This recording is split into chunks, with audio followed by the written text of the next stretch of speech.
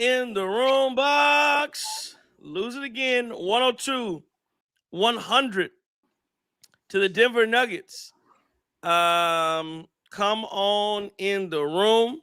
Lots of questions that need to be answered tonight. Lots of questions need to be answered. Lots of questions need to be asked. Lots of people got to talk about.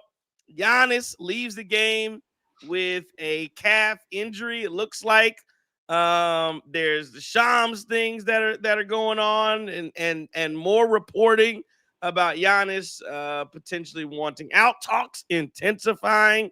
The Bucks were on their way getting their ass. Absolutely beat down. Right.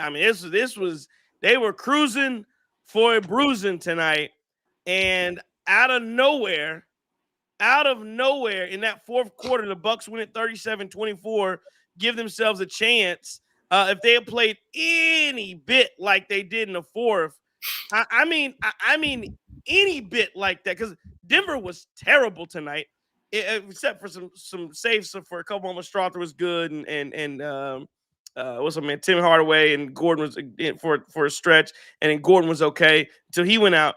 But if the Bucks had played, any semblance of decent basketball throughout the first three quarters, the way they played that fourth, they win it by double digits. But of course, that's not what happened. If get the fake comeback and they lose it 102-100, Kuzma takes a three around half court. Thought he could have got a little closer.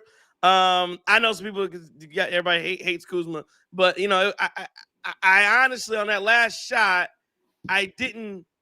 It was 4 seconds left. You're going up the court. A pass is risky. There's just not a lot. I don't know how it was online. It was there. I probably wish you could have got a little bit closer. But if you're trying to, there's no way you're going to run anything with 4 seconds. So that was probably the best they could do without turning the ball over, something stupid happening. At least they got a shot up. But 102-100 is the final tonight. Bucks lose it. Come on in the room. We are live. We are live. Cream C Cross the Goose Alert. JT. Chris King. Justin. Oh, there we go. Oh, I don't know. Chrissy, I don't know. I didn't hear Chris say that. All right. But anyway, what's up? Let's talk to you in the chat. Chris King, my bad. There we go. Let's get at us in the chat. Get at us on the YouTube, on the Twitter. Did y'all notice that I got my Twitter? The handle is now TCIIYEE, TC3E. Did y'all notice that? They got the handle. There's a little program. I don't know what Twitter be doing, man. Anyway, I got that. So you got your original Twitter back? Well, I meant to do TC3ESQ, but then I got so I don't know why I did TC3E, and I shouldn't have, because there was some reasons why I deleted that one. that was wild, and that was but I noticed all those are deleted from. You can't go back and see those, but yeah, I ain't the one. That was back 2010. Trey, yeah, you don't want that. That's one where if you get any importance, you might get in some trouble if you read any of those old tweets. Anyway, I should have said that, because I know we got some haters that go dig. Let's go find what he said. All right, let's get into it. Bucks lose at 102-100. I thought tonight I wasn't going to talk about the game at all, really, but the Bucks did make a comeback, so we can address some of that. I think we're going to spend a lot of time on Giannis, and again, it's going to be a big story for the next close to 2 weeks here. Kuzma, 11, 10, and 6. Do a recap. 4 for 10, 1 of 3. He was a +5 tonight. I thought Kuzma, again, he had 10 rebounds tonight, second on 10 team in rebounding. I thought Kuzma did a lot of outside of shooting the ball. Didn't shoot the ball great. He had the heave at the end, so I don't know if you want to count that or not. But I thought Kuzma did a lot of dirty work tonight. He had 6 assists. He grabbed every rebound. I thought Kuzma did so much dirty work. Again, if Kuzma could shoot the ball, if Kuzma could shoot, he's a really good player. But he did so much dirty work tonight. I thought defensively he was great. I thought he rebounded well. I thought he initiated offense well. The only thing he did not do well tonight was shoot the back.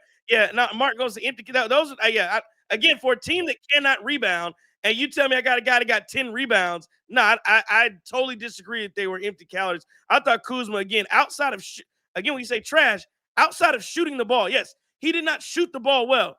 Everything else on the court, Kuzma was, I mean, it was damn near A. You see how many turnovers he had. He had 1 turnover tonight. Again, he was a +5. So, yes, everything Kuzma did tonight, outside of shooting, he was a D, and he still shot 40%. But shooting, he was a D. Everything else, he was damn near A+. I thought he did an excellent job. So, we just disagree. I thought he ran the court well. I thought he did so much of the little things that I look for teams to do that we don't do. We did those. Giannis, 22, 13, and 7 tonight. 4 of 8. He took 8 shots. He took 16 free throws. He was 14 of 16 from the line. 4 turnovers. He was a +6. Weird game, but again, he was hurt. So again, I probably have some tweets. I went and deleted a few tweets because I had some really rough ones on Giannis throughout the game. I didn't know he was hurt. I thought it was a body language thing. And again, it's so hard not to let the shams and all the talk get to you as far as like why this is happening and this and that and the third.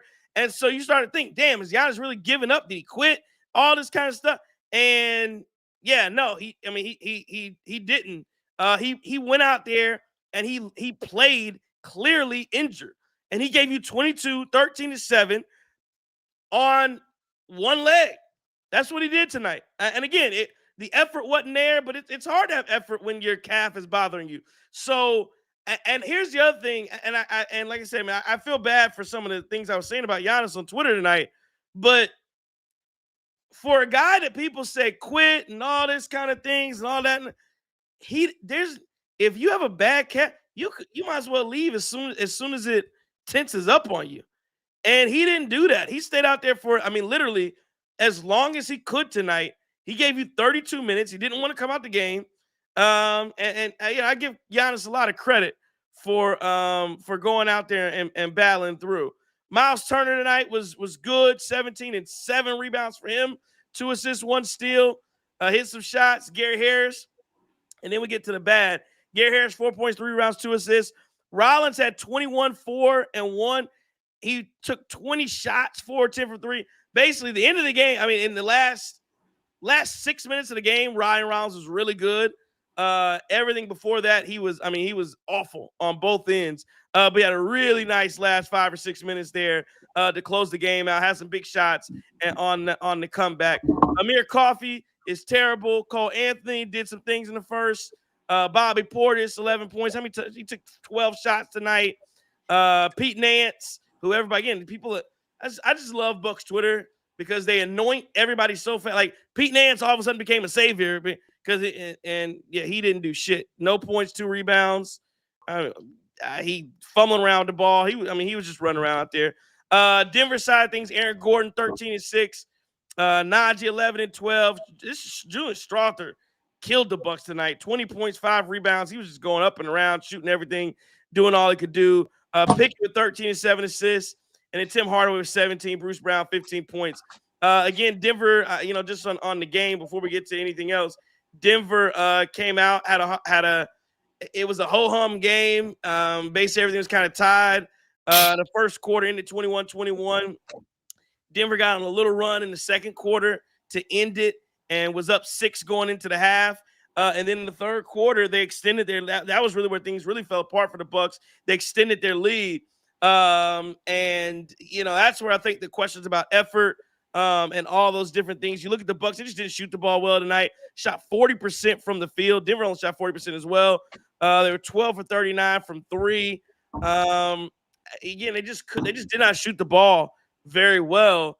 And then in the fourth quarter, things just turned up for them. So again, I really wonder what those numbers look like because the fourth quarter was, exceptional. So if they just had an average fourth, those numbers would have been awful.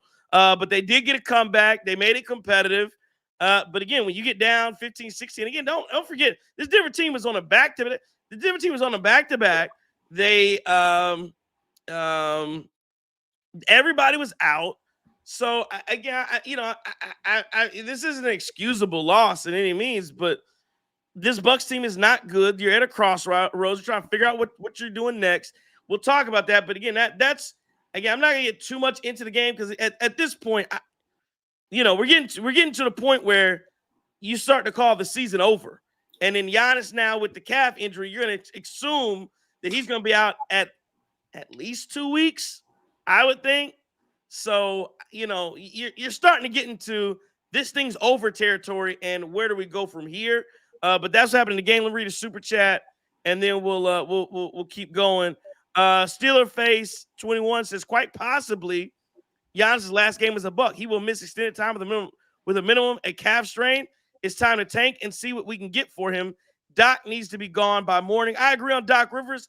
Last thing, only thing I'll say on Giannis, again, I just don't know what him and his agent, but if you embrace the tank here, you now have 3 first-round picks that are tradable. You can trade again. I'm not on the again. I know some people are.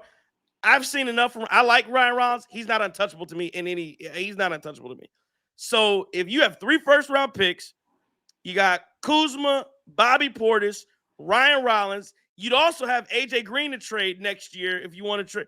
Miles Turner. You can do a lot to flip this roster with 3 first-round picks and try and get somebody in to try to convince Giannis to move forward with you and sign that Supermax extension in October. Again, those are all questions that need to be answered. And maybe his representation will tell you, hey, we'll sign this, we won't sign it. Who knows? Maybe he does pack it up and say quits. But all I say, still faces, when you say it's time to see what we can get for him. One more thing on that. Again, to do that in 2 weeks, I just think to do it in 2 weeks, you'd have to open up the bidding, and you'd have to open up the bidding and get framework that works within 2 weeks. And you haven't been doing that. I think it's hard to do. But then, if you go to, but if you're going to trade him, to me, it's still more advantageous to trade, because that's the other thing. Even on getting picks, if I'm getting picks, I want to know where everybody is. Why would I trade you for first? And I don't even know where the lottery is going to stand. So at least in the season, I know who's picking 1, 2, 3, 4, 5. I don't. Yeah, I want this team's first round pick. I don't even know where they're picking right now. So that's all I'll say on that, and we'll get into that. But appreciate the super chat. That's what I saw, JT. What'd you see? Man, this is just one of those losses that'll just piss you off. It really will. I mean, the fact that you score. I mean, no Cam Johnson, no Jokic, no Jamal Murray, no Watson, my good, no Braun. I mean, what? And we come out with just this lackluster, piss poor effort, especially in that first half. It bothers you because we end up losing this game by 2, and we really turned it on that last one. I mean, the 10-0 run really sparked this thing. Ryan Rollins having 15 out of his 21 points in that fourth quarter.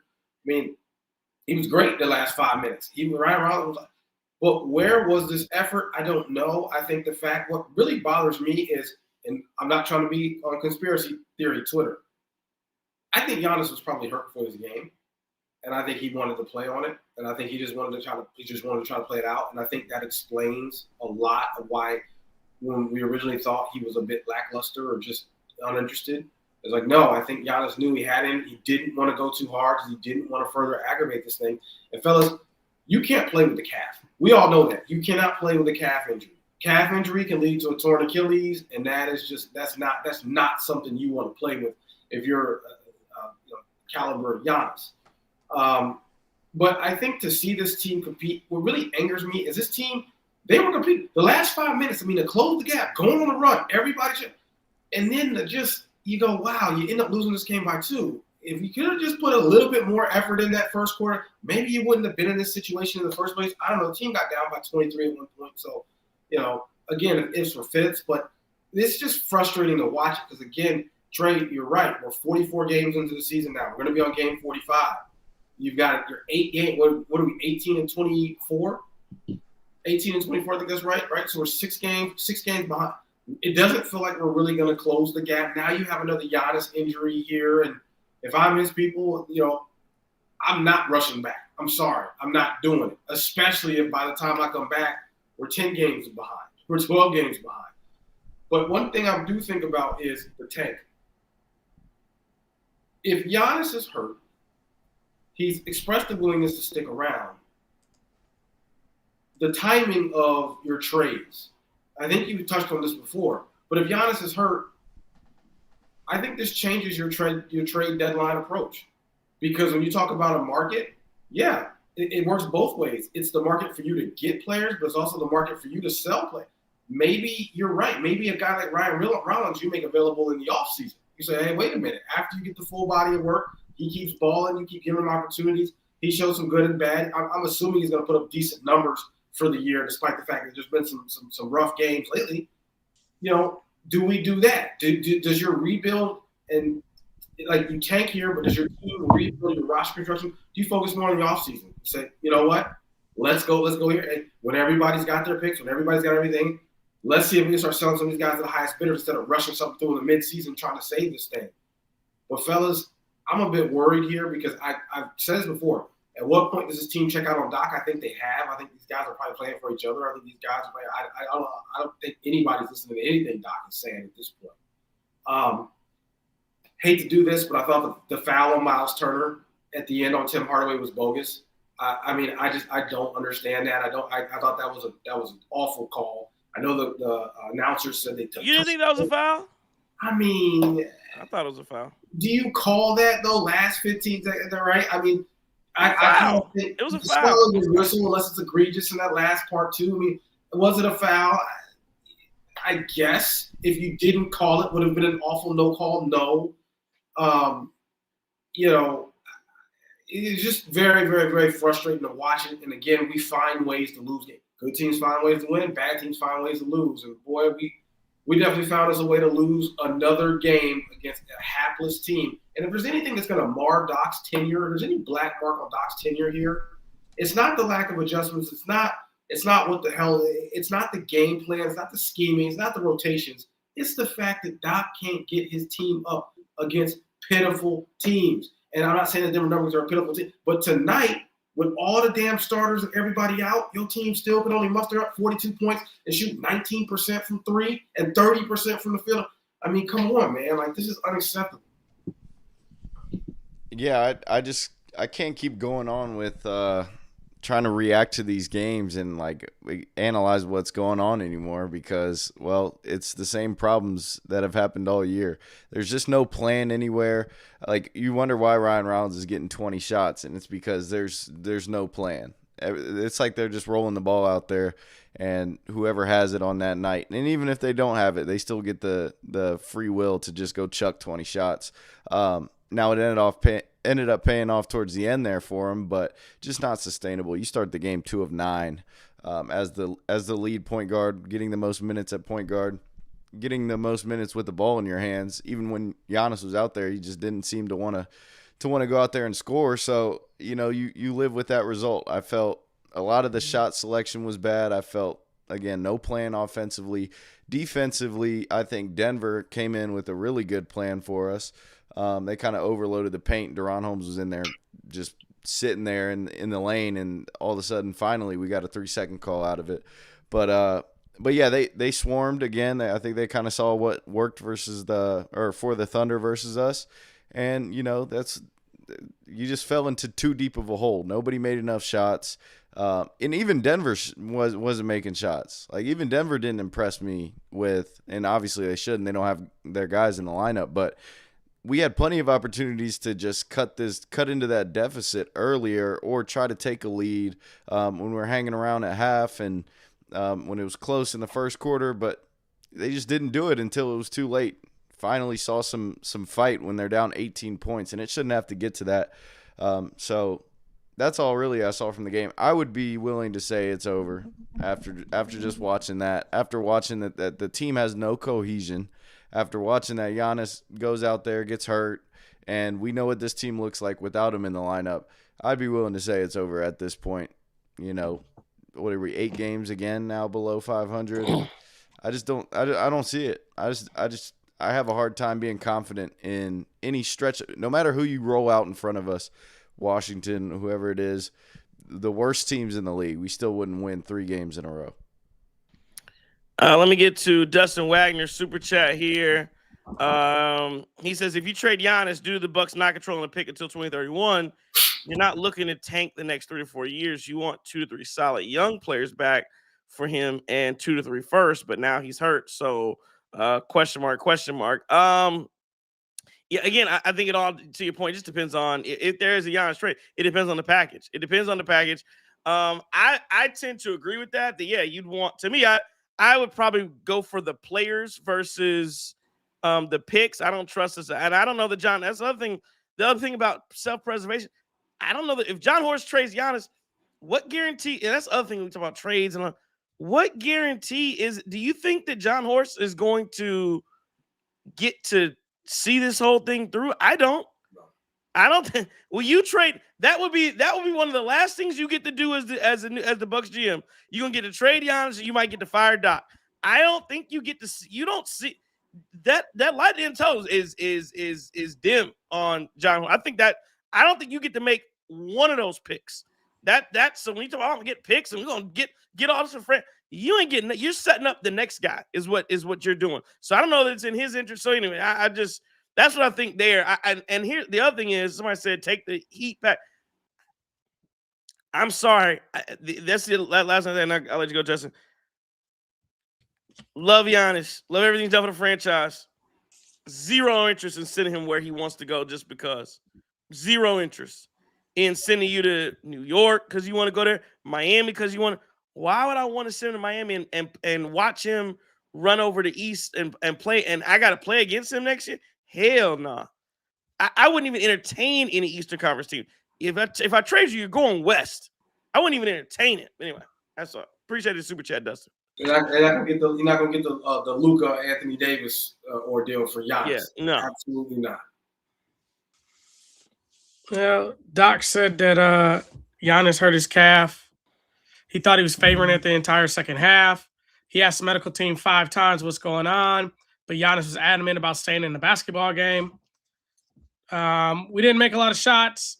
If you hope, what did he say? Well, right there, Justin, because I should say to Todd, because Todd Merrill's in it. It's time to blow it up, and Todd's been sending me DMs talking about Giannis get the effort. Say what you just said again about Giannis's calf and how he continued, and he was adamant he wanted to continue playing. I'm just asking you, does that sound like a guy who's checked out and quit and don't want to play for his team? Because again, if I knew I wanted to be out and I was done and I hated the organization, I don't want to be in Milwaukee anymore. If I felt a pinch in my calf, I'm done. That's it. We're done. Why would I keep doing that? So I just say that piece again one more time on what Giannis said to Doc Rivers. So Doc went to the medical staff 5 times during the basketball game. That's what's going on with Giannis's calf. Giannis is adamant about staying in the basketball game. Doc thought he was favoring it the entire second half. Said, we didn't make a lot of shots, but if you told him before the game you'd hold this team to 102 points, they'd take it because he figured they'd score a lot more than that. We were 12 for 40 from the three-point line. We were generating a lot of right looks. You got a lot of injured guys out, missed a whole lot of shooting that was out. Ryan, Bobby missed a lot. Told Kuz to get downhill and to drive more. They were kind of trying to do that 2-man game with Ryan and Giannis, but the calf just wouldn't allow Giannis to do it. Giannis' calf does not look good to Doc. He's not a medical doctor, but it doesn't look good. And the bad part about it is it keeps coming up. Ryan was trying hard to find the shots, got a lot of good looks. They just weren't going in. They had to play with 4 seconds left. He would have loved to see Kuz advance that ball up the sideline a little bit more, but didn't get to it. Got a shot online, just didn't happen to go in. And you got to keep these guys positive right now. He thinks that they're playing with a lot of the good energy. They were fighting, and they just didn't make shots tonight. And then my post-game thing cut off, man. You just can't dig a hole that deep, man. I think we said it already. You being down that much, regardless of what the reason is, it just can't happen. Amir Coffey has to make shots. Gary Harris has to make shots. These guys missing wide open NBA shots. I couldn't name 4 out of 5 of them dudes that were on the floor for the Denver Nuggets, but they made those open shots. And shout out to clown in the first row that got in Tim Hardaway Jr.'s head and finally had that dude start making shots. Because as soon as you started earjacking that boy, he didn't start missing. And then he started dunking on poor Pete Nance. Thought Pete Nance, the game got a little bit too fast for him tonight. I don't understand that happens with a bunch of bum teams on there. But, you know, it's just like Herb Cole's Bucks, man. You just got to get to that last spot. Just find a way to get to that last spot and let's see what happens. The difference between Herb Cole's Bucks and these Bucks, if we can find a way to get this calf healthy with Giannis and give him enough time out and sneak into that 10th spot, this team could actually do something with a healthy Giannis.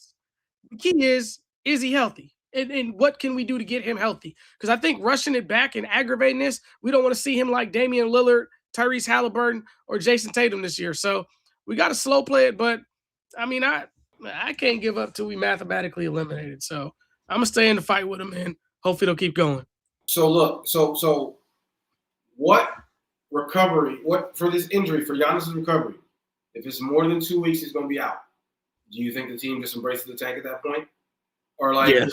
At what point, if it's 4 to 6 weeks, definite. Yep, embrace the tank. Okay, this thing is over. If it's 6 to 8 weeks, yep, 10 to 12, better believe it. But if it's 10 days, do you think you embrace the tank at that point? No, but it ain't gonna be 10 days. It's not gonna be 10 days. You're right. I think Doc said it doesn't look good. That's not good. That's not good at all. And the question is, again, with that calf, you worry about the Achilles. Is there an issue there? Is there, you know what I mean? It's just, we'll have to see. But let me ask you guys this. So a couple that's interesting. Doc says that's not good. I saw someone in the chat say that Giannis is going to have an MRI tomorrow, and I saw him say, that person said 4 to 6 weeks. Was that something that were you just guessing that from the soleus strain or whatever? But that's not good. JT, I think you're right. If it's anything more than 2 weeks, you got to go ahead and say it. Let me, because this is what I want to ask you guys. Two questions. One, strategy wise, now let's say it's 4 to 6 weeks. Let me say this. What we knew unequivocally was the Bucks were not going to trade Giannis, at least that they had not taken calls on Giannis. And what we knew was they were calling other teams. They were poking around at Ja Morant. They were poking around and potentially using the first round pick on they were trying to get Michael Porter Jr. We found out today from an article in The Athletic that the Milwaukee Bucks were talking with the Charlotte Hornets, and clearly those talks, see, this is what I'm talking about, the Shams stuff he just kind of The Athletic gave names. Like, The Athletic said that the Bucks were talking with the Hornets. The holdup on potential for the Hornets was that the Hornets had no interest in Kyle Kuzma. So, like, that say, like, oh, that means that they were actually, those are names exchanged that, like, they were in some talks. And so let me ask, so one, does this change, does the Giannis injury change? Because, they're trying to get Ja Morant. Does this change the trajectory of what are we trying to do at the deadline? And then my second question, which is kind of separate, is go back to the championship year 2021. And go back to, matter of fact, go back to the bubble 2020. Giannis, I believe, since the bubble year, because he got hurt in the bubble, remember that. Mm-hmm. I believe that since 2020, and I'm just talking about playoff. Well, I'll just say playoffs. From 2020, Giannis has only had, I believe, 2 healthy postseason runs. One of which was last year where he played healthy in the postseason, and the other one was, I believe, the year Middleton popped his knee and slipped or whatever. So I believe since the bubble, he's had 2 healthy postseasons. My question is, on that one, is Giannis, do you trade Giannis, not because you want to for the Bucks, but do you think Giannis at this point is getting to where he's injury like, do you start to use that injury prone word? Is he damaged goods? Like that's when you're hurt every single year, that's when those questions start coming up of like, oh, you're actually injury prone. Like, he's not Anthony Davis, but like, you're getting to the point where there's an extended injury every year. So 2 questions. One, what does the strategy look like now? if Giannis is out, are you even? What are you doing? Are you selling? And two, is Giannis actually injury prone? Is he damaged goods? And would you want to move him? Like I said, it gets to the point where it's maybe not Giannis' decision, but is it in the best interest of the Bucks to say, I got a guy that can't stay healthy? Well, so here's the thing. Like, there's a couple things going on here. I hate to do this, but I'm gonna have to bring this up. But one of the things I think you see happening is people talk about, well, Giannis. The reason why Giannis is hurt is because he plays so hard. Didn't he? She's always trying to cover things up. Then Giannis say, "Oh, I played through injuries, so I'm hurt." And a lot of fans will say, Giannis covers up so much. He does so much at both ends. It's a lot of wear and tear. That's all well and good, but anybody who would trade for Giannis would certainly have to take that into account because you're essentially mortgaging your future if you're trading for Giannis. Like let's be clear here. The Bucks aren't giving him away in no way, shape, or form. So I do want to say, okay, so I do want to confirm. Sorry, I'm breaking. Shams did say it too. So that's where that guy got it from. I didn't see if he came back in. Shams said Bucks Giannis Antetokounmpo tells media he has a right calf strain. He expects to miss 4 to 6 weeks. MRI tomorrow. So Giannis came out and said he will miss 4 to 6 weeks.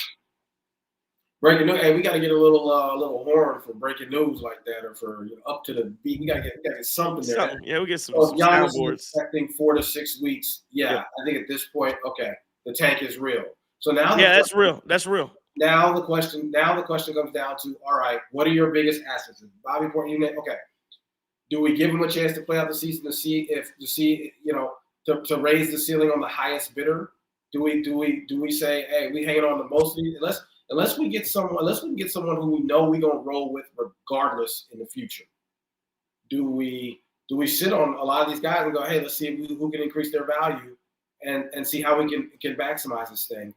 If we can sell Giannis on a full scale rebuild. The other thing about waiting to the offseason is you got to decide if Doc is going to be the guy you move Hell no.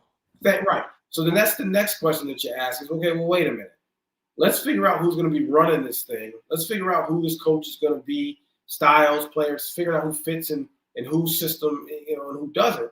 So do you also wait on a big midseason trade, knowing that you're embracing the tank, knowing that Doc's not going to be leading this team next year? You hang on to you hang on to Bobby Portis to see if maybe he can get more in the off. Do you hang on? No. To me, well, I just no. Why do I need to hang on to Bobby? Again, you were already planning on getting rid of these guys anyway. So to me, I think you totally should. You just sell. You sell at the deadline. But here's my thing: you sell. It's one thing to sell. It's another thing to give away. And so the question we ask is there a chance that Bobby Portis' value could be higher at the end of this year versus the middle of this year? It depends, right? Is there a contender who says, we really want Bobby Portis, we need him, we think this is a year we're going to make a deep run, we're willing to overpay? Okay. But if that market isn't popping the way you think it should be, do you wait that out? Ryan Rollins, another one. Ryan Rollins isn't Ryan Rollins eligible? He wasn't going to be eligible to what? This January 15th? Is that right? He as of January he's eligible. So Ryan Rollins is another one. Ryan Rollins is a curious case because anybody who watches him can see he can play. Ryan Rollins can certainly play. He's young. He's got some growing to do. There's some ups and downs, but his contract is so attractive as well. I mean, and you watch how well he's playing. Take a step back. You watch how well he's played this season overall. And how he's made this leap forward here, that he's made. Does somebody consider paying a bit more for Ryan Rollins, right? Does somebody say they want to make him a centerpiece of their offense in the offseason? These are all fair questions, I think, that you ask. So I don't know. I'm kind of against a midseason splash here, unless it's going to be a guy who, regardless of who we bring in, we're comfortable moving forward with. To answer your question, I would say when you ask about Giannis potentially being injury prone, I feel like just the Bucks set him up for failure this year. The front office set him up for failure this year because they played so terribly down the stretch where he got hurt that he had to come in and feel like he needed to save the Bucks every single second, every single minute he was out there. And you know how Giannis is. You know how, even on a minutes restriction, you know how hard he's going to play. these games were nothing was easy. In any win that we had, nothing was easy, it didn't seem. Like, we probably barely had a 20-point win at all. I can't think of one. Can't think of one, or maybe even double-digit win. So, and we probably got one along the way. But the point is, like, yeah, I agree with some of the chat. Like, he felt pressured probably to come back and try to will this team to – and the bar is not that high to get into the play-in, realistically, when you have a team with Giannis. But this team sure made it high, and Giannis felt like he needed to, go out there and give his 100% all the time. And, I feel like may have came back a little early. And the Bucks front office certainly set him up for that by signing a bunch of incapable guys that can't play off the bench, barely any starters. And so that's what happened. So what I would do is, I'm trading everybody that has contributed to this terrible record this year.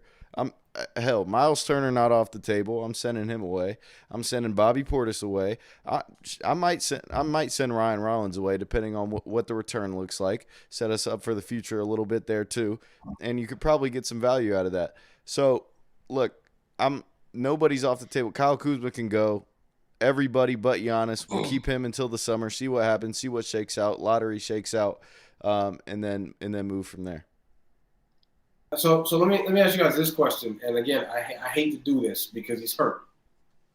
Okay, Trace talked about, does he have the injury-prone label?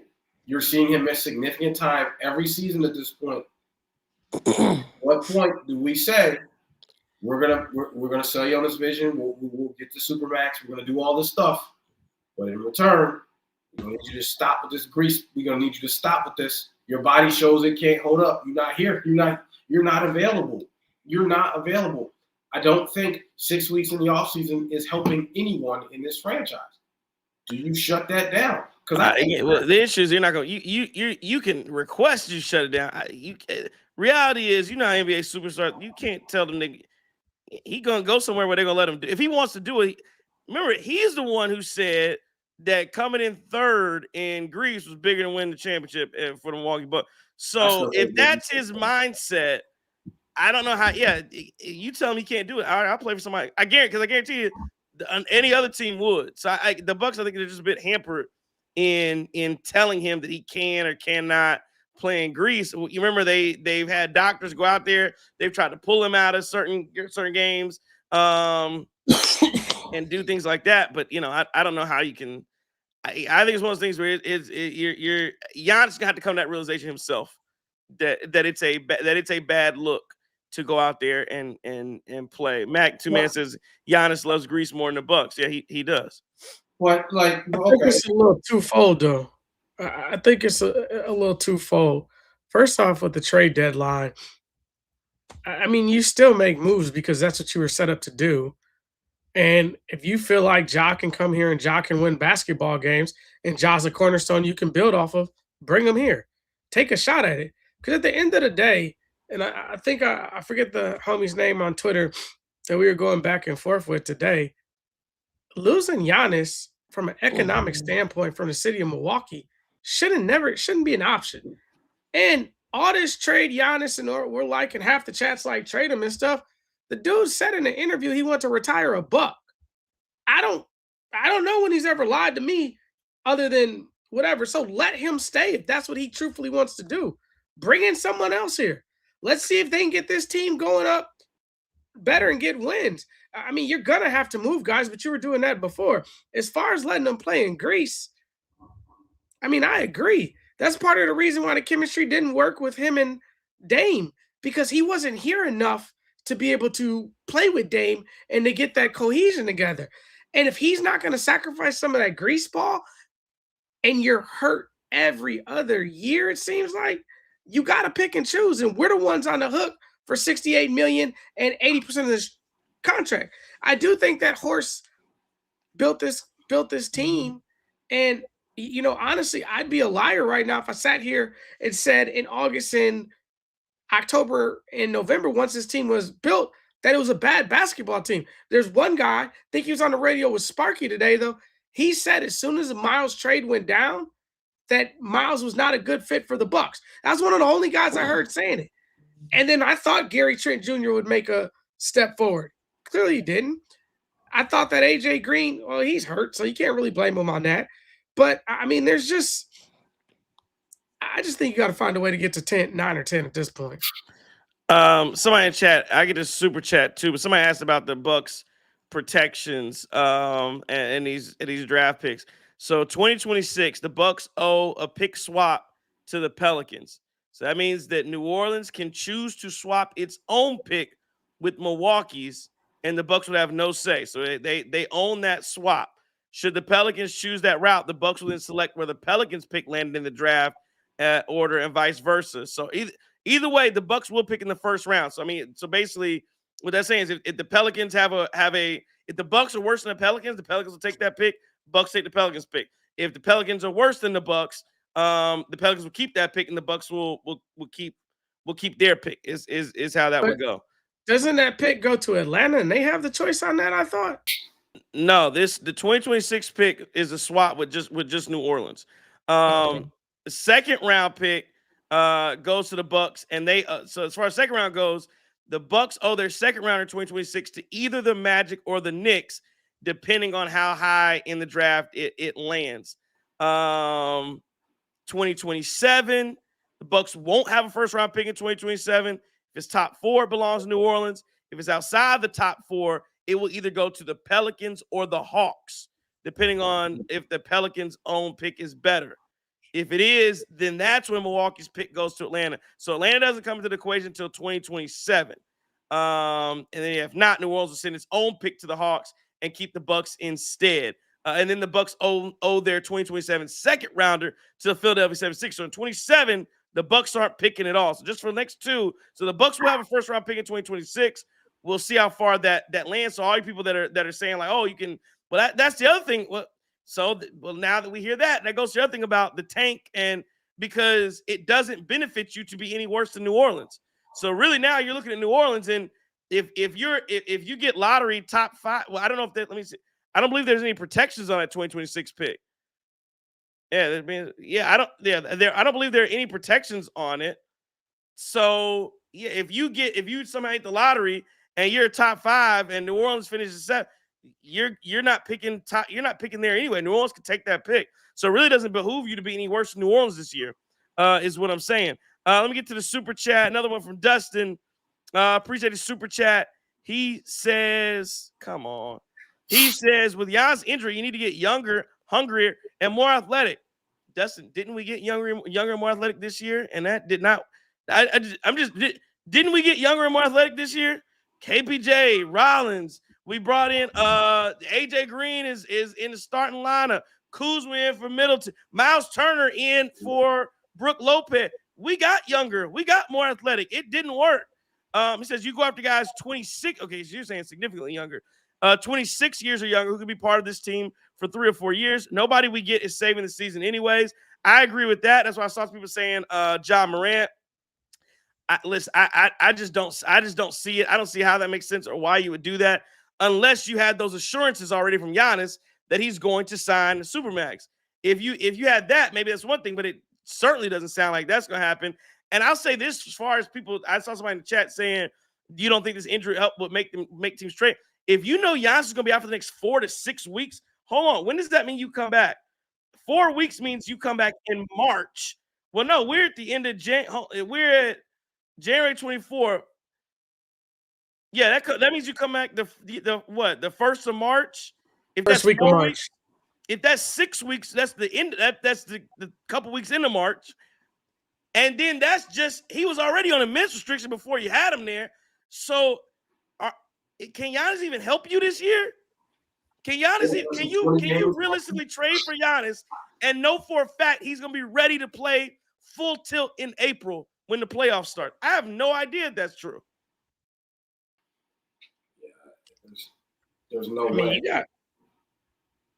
Somebody said it's bro says fresh for a playoff team. Again, I think that was for any other player. Giannis he clearly don't come back fresh. He come back and he needs a ramp up. He needs a minutes restriction. He ain't coming back fresh. Goes back to the question: is he injury prone? I don't know. Mark Gomes says No, he's out for at the this season. point, at this point, he is. That's not a question. At this point, he is. He's missing significant time every single year. Yes, you are injury prone. Now, the question is, can he play through it? There's different injuries. There are injuries he gets in pain management. Can he play through it? Right. What you don't want to do is get knocked down to the canvas and be out 4 to 6 weeks. Right. Numerous different times during the season. That's the problem. Yes, I would say at this point you can say Giannis is injury prone. Is that completely debilitating in it? No, it's not. It's not a situation where Giannis is missing half of the season all the time. But I mean, go back to the year. What year can we? In the last 5 years, since 2022, has there been a season where he's not missed significant time with injury? I mean, no, right? It is what it is. He's not getting any younger. So, yes, he is injury prone to an extent. Now, is it a situation where that makes him a liability and it's, oh, God, well, he's injury prone, he's never available? No, it's not that bad. And I would never. Giannis is too tough to let it ever get that back. He's going to play through a lot, I think. But, yeah, I would say his lower body, especially at this point, yes, he is injury prone. There's no way around that. That 100% is a concern for this team. But the other thing, going back to your point, Trey, if you're going to have a bunch of young guys here, and you're going to sell him on a rebuild, he's going to have to be around. Like you're going to have to be around. Like you can't show up, to the Greece point, you can't show up in, training camp. All right, cool. I didn't see y'all all summer, but we'll figure this thing out. Like that doesn't really, I don't think that works. And then the last point I'll make is, this is another where it gets even more complicated. If you were to think about trading Giannis, you want picks. But if you want picks, you're not going to train with a contender because those picks are going to be trash. I can't do nothing with 27, 28, 29 in the draft, right? That does nothing for me. I need a team who more likely than not is going to be higher up in the draft so I can get quality players in return. Problem with that is that may not be somewhere where Giannis wants to go. You see what I'm saying? Like somewhere one of his preferred destinations. So now you have this conflict of, again, like Trey said, you got to work in the best interest of your squad, not the best interest of Giannis. We appreciate you. You're going to get your statue, your numbers going up in the rafters. We're going to try to keep your stores open and make this thing go. But at the end of the day, I'm not going to trade you to a team like the Heat if they're contenders, or the Warriors if they're contenders. But I'm going back to what Dustin says here, and again, maybe you do, because again, I agree with you. The picks aren't going to be good. I want the players. I want the better play. Yeah, I want good players back versus, your picks. You're right. Your picks are going to be in the back half because, again, are you doing Giannis a solid? You sending them somewhere, somewhere trash that are going to have good picks. But yeah, I want the players. Like, again, if it's the Heat, you're talking about Tyler Hero. I don't think you're going to give you Bam, but you're talking about like a Tyler Hero, Khalil Ware, those type. Those are two. I love Khalil Ware. I think he's a really good player. But yeah, I mean, OKC has a good nucleus of players. San Antonio has good young players that you may be able to want to pluck. I get what you're saying. I'm just saying, I agree with you. I think the picks probably aren't going to do the most for a Giannis trade. It's probably going to be the players, unless, like I said, you're talking about an OKC, somebody who maybe owns some other people's picks, something like that. And you gotta think, even if you trade him to one of those terrible teams, if Giannis is able to rehab and get this calf up to a healthy state, they're no longer terrible, and they're in the vying for a tip spot, 9 potentially. So, I mean, it's just scary. The only thing that I'll say about the injury, though, is I think one thing we need to be conscientious is this is, like Trey mentioned, he's on the minutes restriction that failed. Yeah. And we saw what the horrific side of this injury can be. So it's just very scary. And I know one thing about Giannis, so from what I know about him as a fan, if it's a chance for him to be back 4 weeks, if it's a chance for him to be back 2 weeks, whatever the shortest amount of time is, he's going to force his body back and he's going to medically clear everything and get back on that court. And sometimes we got to keep the player away from the player to make sure they're safe. You see it a lot in the NFL where they take the helmet away from him. In this case right now with his calf, we might need to take the sneakers away from him. I agree. I think, dare I say it, I see people saying in the chat too, I think this is the last game you've seen from Giannis this season. I don't think he comes back this year. If we're talking about the earliest he comes back is March and the season's already over for the Bucks and you're tanking, it's over. I don't think Giannis comes back this season. For not only, I'm not saying the Bucks, for any team, I don't think he gets. I think the more I think about it, I think that means his trade value. I think that means right now no team would trade for him, because why would I give away assets for somebody who can't even play for me right now? So I think this means that there's no question Giannis finishes the season with the Bucks, and the question is now, what happens in the offseason? Can you convince him? Again, there's going to be a lot. Can you convince him? Are you willing to? Is he willing to sign? Is he willing to sign a contract in October? And are you able to use everything you have maybe before the deadline and or in the offseason to go bring a team around him with 3 first-round picks? Do you load it back up and say, hey, I want to go get this and bring this team back together, or not back together, but some semblance of it, and try to run it. But yeah, I don't think still a face. I agree. I don't think anybody trades for him. I think that's it. That's a very interesting dynamic going into this offseason, though. That's a very interesting dynamic going into this offseason. I mean, and if the Bucks make it clear they're willing to offer him the Supermax, does that help him stay? You say, look, the moment you're eligible, we're going to sign this extension. We're going to get a new coach in here. We're going to build a team around you. We're going to get a young core. We're going to try to get some good players.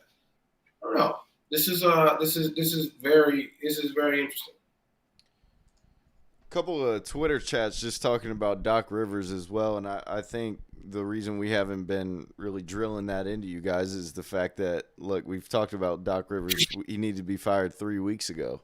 Like, he should have hopped on the plane after the first Denver game. So I think that's a little, a part of it. But also just when you guys bring up, what happens over the summer, like, okay, if this is where we're going, if this season's over, if we're tanking, then I'm not only looking at Doc, I'm looking at John Horst at this point too. And I'm seeing, okay, are we going in with a full restart? Like GM, head coach, roster, not just, trade some players. Like it very well could and maybe should be a full reset. Yeah, no, I think that's how it is. I think that's where you go. It's me. Mickey says today was the last time we see Giannis playing the Bucks uniform. You could be right. You absolutely could be right. Todd's in here saying everyone in the league would trade for Giannis right now as long as he get back. You can't guarantee that. But that's the thing, Todd. You without that being a guarantee, it would actually be insane for a team to trade for Giannis, miss out on whatever, because again, you have to give up something because the Bucks are gonna want something. You're gonna give up whatever you give up of value for it. And again, it's gonna be a content. Todd, think this all the way through. You're a GM of a contending team, whoever your team is. You're at least going to let's say you're the Knicks. Let's say you're the Knicks. And let's say the big piece is Karl-Anthony Towns. You're going to trade away Towns and Bridges. I'm just making those two. Towns and Bridges are going to be the two, and are going to be 2 centerpieces you're going to give up in a Giannis trade. You're the GM of that team. To compete. You may not think you have enough, but you at least are competing with those guys. You're going to then trade for somebody who can't play for the next 6 weeks, and you're going to hope and pray that in April he's going to be ready to go. And you're a contender. I think you're dead wrong. I think you're dead. There's no way. There's no way you're a contender. You have a chance, because to be a contender, that means you have a chance to win a title without Giannis. Like you're hoping Giannis pushes you over the top, but there's a chance you could win it no matter what. And you're telling me, Todd, there wasn't the point about it. It doesn't matter who the team is. The Knicks, the Heat, the Golden State. It doesn't matter who the team is. I'm going to send away somebody who's playing for me today and who I know is going to be healthy in the postseason. I'm going to send that away for somebody who I don't even know if they're going to suit up again today. I don't even know if they're going to suit up. And Todd, I know we have $100 bet on Giannis. I'll do another 100 that it damn sure ain't OKC. They're 38-9. They're not sending guys away to go bring Giannis in. I'll do another 100 with you. It's not happening. Speaking of 100, JT, you owe me money too. That's right. I've Shout out to Miami. I'm trying to remember what. Thank goodness you didn't take me up on the stack when I was trying to push it up. I was like, a stack. Thank goodness you didn't take me up on that. I think it was like a stack. I was like, no, 500. He was like, nah. Hey, yeah, it wasn't that crazy, but Indiana did not cover the spread. That's right. Yeah. You gotta tell me how much to send you. Yeah. I'll send my people for you. But If you wanna go ahead, Justin. If you want to tank and you want to hold Giannis and keep him here, one thing you might do is going to sound like a crazy trade, but you trade for Anthony Davis, tell him sit the rest of this year, get healthy, tell Giannis sit the rest of this year, get healthy, give it one shot with Davis and Giannis together, insert guard here, and see what happens. And that could be a very well way to keep Giannis here in Milwaukee. That'd be the only way you get him to tank, though. I think as long as 34 is here, I don't think tanking is in his DNA, and I don't think that'll ever happen. I mean, the Nassus wouldn't let it happen on the bench.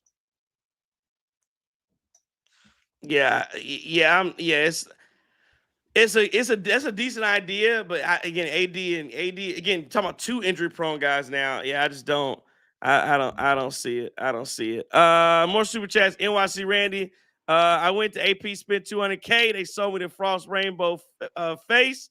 Go get us AJ. Temporary pain will be better in long. I don't see it. I don't see that either, because again, New Orleans only just talked about New Orleans owns that pick. So if you get up there top 3, New Orleans has that pick. AJ's gonna go first, right? Is he gonna go 1, Third. Chris? You think he's gonna go 3rd? Darren Peterson's better. The guard from Kansas, he's a beast. He's generational. He's like that. Cole and Pete though Cole and Pete gonna be up there too. So, well, I'm just saying. So either way, though, the only way that works is if you're like, if you and New Orleans are all 1, 2, 3 in there together, you can get something like that. But if New Orleans is picking 8th and you jump in and you're 4th or 3rd, they're taking that pick. So that one's again. I'm telling you, and realistically too, like you don't have the guys to even try to get up there either. Like you really don't. You don't, if you want to keep Giannis. But like, right. And then at the same time too, like none of those teams are probably gonna want Giannis because they're trying to do the same stuff now we're talking about doing, which is getting the next big thing, right? So it'll be tough to do that in any capacity. That's your issue. Yeah. I will say though, again, I think the other question is for Giannis. There is a question for Giannis in this too, though, fellas. Dustin Wagner says get Bobo to Milwaukee now, also. But there is a question for Giannis in this. Does he and his agent do they start to see the mortality of this? Do they start looking and go, you know what? Kind of like, Embiid right now, it behoove him to stay in Philly as long as possible. Whoever willing to give him a cut, because if I wouldn't pay big money to Embiid, knowing his injury history. Now again, Giannis has not been as injured as Embiid. But I'm saying, but do you see are those wheels turning if you're Giannis' agent, and are you like, we got to get to wherever and whatever, how we're gonna get? Again, I guess I would assume that somebody would pay as much as they could for Giannis on the open market. But again, nobody but the Bucks can give him a supermax extension, the supermax that is available to him. Do you see that and go, it's actually in my best interest to get as much money as possible, because I don't know how this is going to hold up over 3 years, 4 years. If that's your motivation, right? What's his motivation at this point? Is it winning or is it getting paid? Well, it's interesting because we've heard both, but I've also heard about Giannis that he is. Remember where he came from. Remember he was selling trinkets in the streets. He put it like this. He's not gonna be one of those guys that gives that I'll take less so that other guys can get. From my understanding, he's never gonna be a guy that will like take less than is available to him. But brother, he's been sleeping on 1,000 thread count sheets for a minute now. I get where he's from, but we're not eating chuck steak, right? Let's just keep this thing a buck, right? I get that narrative and I understand that. But now that you got a little bit, now that you got a lot, he's got a ton. and he's made X amount of dollars and cents, I do think that's a legitimate conflict. You got to ask yourself, do I want to go where I can really get paid, or do I want to go somewhere where I can win? If the Bucks can offer me a supermax, and they're the only team that can really offer me this money, am I comfortable leaving this money on the table that I could have with the Bucks to go somewhere else? I think that's a fair question. That's definitely a fair question. They take a team like the Heat, right, with Heat culture. It's kind of like El Nino, right? Doesn't come around all the time, comes around sometime, and when it does, you notice it. But the reality of it is that you go to the Heat, they can't pay as much, but maybe can they build a team around him where he would be happy with winning? I don't know. A team like Houston move some pieces around. They get him down there as well. They can't give him as much, but they give him something, right? Golden State, same thing. I don't know. I think it comes down to, do you believe in the vision of this franchise? Can you be happy staying with this franchise, even though it may be some choppy waters this year definitely, next year potentially as well? Do you want to risk that? Are you fine with that? Are you fine? I think you said this on one of the shows. He'll be 36. He'll be a free agent the next time after he signs the next deal. Yeah, and he's. I don't think he's gonna get another super. Like I don't think his game's gonna. I think this is the last. He's 31. I don't think his game. I think his game is probably gonna go down like Middleton, where, yeah, once you hit 34, I don't know that it's like James Harden's still pulling up and doing some things. I think he got one more big contract after, when he in his mid 30s. I don't see $50-60 million coming to him at 35, 36, 37. I don't see it. James Harden, there was a lot of self-preservation there, right? Right. I'm not. Hey, look, I don't play defense. They don't pay me to do that, right? Like James Harden wasn't playing on defense. James Harden wasn't doing a whole lot. But I agree with you. I think that's the thing about Giannis. Kind of like different sport. Lamar Jackson, Russell Wilson. Their games are predicated so much on athleticism that when that starts to wane based on either injury, age, wear and tear, you do have to wonder how this thing works and how this thing plays out. And that's a fair question for Giannis. Yeah, and Mark, I disagree. You said talking about LeBron. I don't think they had this. I don't believe they had the same style at all. LeBron does have a jump shot. He can hit the three ball. LeBron is a legit 3-level scorer. I know, yes, he is best at going to the basket, but he has definitely changed his game a bit. Plus, he's basketball IQ. We talk about that all the time. He's better at that than Giannis. Yeah, LeBron's a different breed. And LeBron also probably takes a little bit better care of his body. He's not as injured. Again, he likes to take time off too. But LeBron is at the end of playoff series. LeBron's always available. LeBron's available in the playoffs. He's not playing in Greece, right? He might do a Drew League thing, which is a lot less intense, but he hasn't done Drew League. Hasn't done that. Why? Has LeBron done? Only thing LeBron will do is go to Olympics. He don't play every year in them FIBA. He'll do it, and he's probably done. I don't know that he's going to do the Olympics this when it comes to LA. Maybe because it's the last time. Maybe I don't think he's doing that. No way. 2020. Yeah, no, there's no way he's doing Olympics. Yeah. So. I think that Giannis signs a supermax, and one thing we've seen with these supermaxes now is you can force your way out of these contracts too. So if he ever gets rough enough to it, he can force his way out. The other thing about getting that top lottery pick and getting one of those top 3 or 4 picks in the draft, dude, this Adam Silver NBA. You seen the way he's screwing Giannis this year. You really think they're gonna let us get a top 5 pick after the Pelicans get 2? He'll make sure that Milwaukee gets screwed over at some point this year.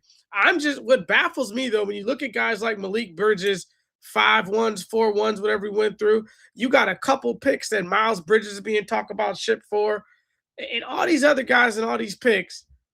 And somehow when it comes to the Milwaukee Bucks, if the god-awful day did come, it's too much trading going on in the city of Milwaukee, man. They trade Freddie Peralta the other day, then we get blown out, then we talk about trading Giannis. My head is spinning. But if we ever did get to that point, I don't know, man. Like it's hard to see. But as long as he said he wants to retire a Buck, and that's what you said, then that's what I'm gonna hold him to. Yeah.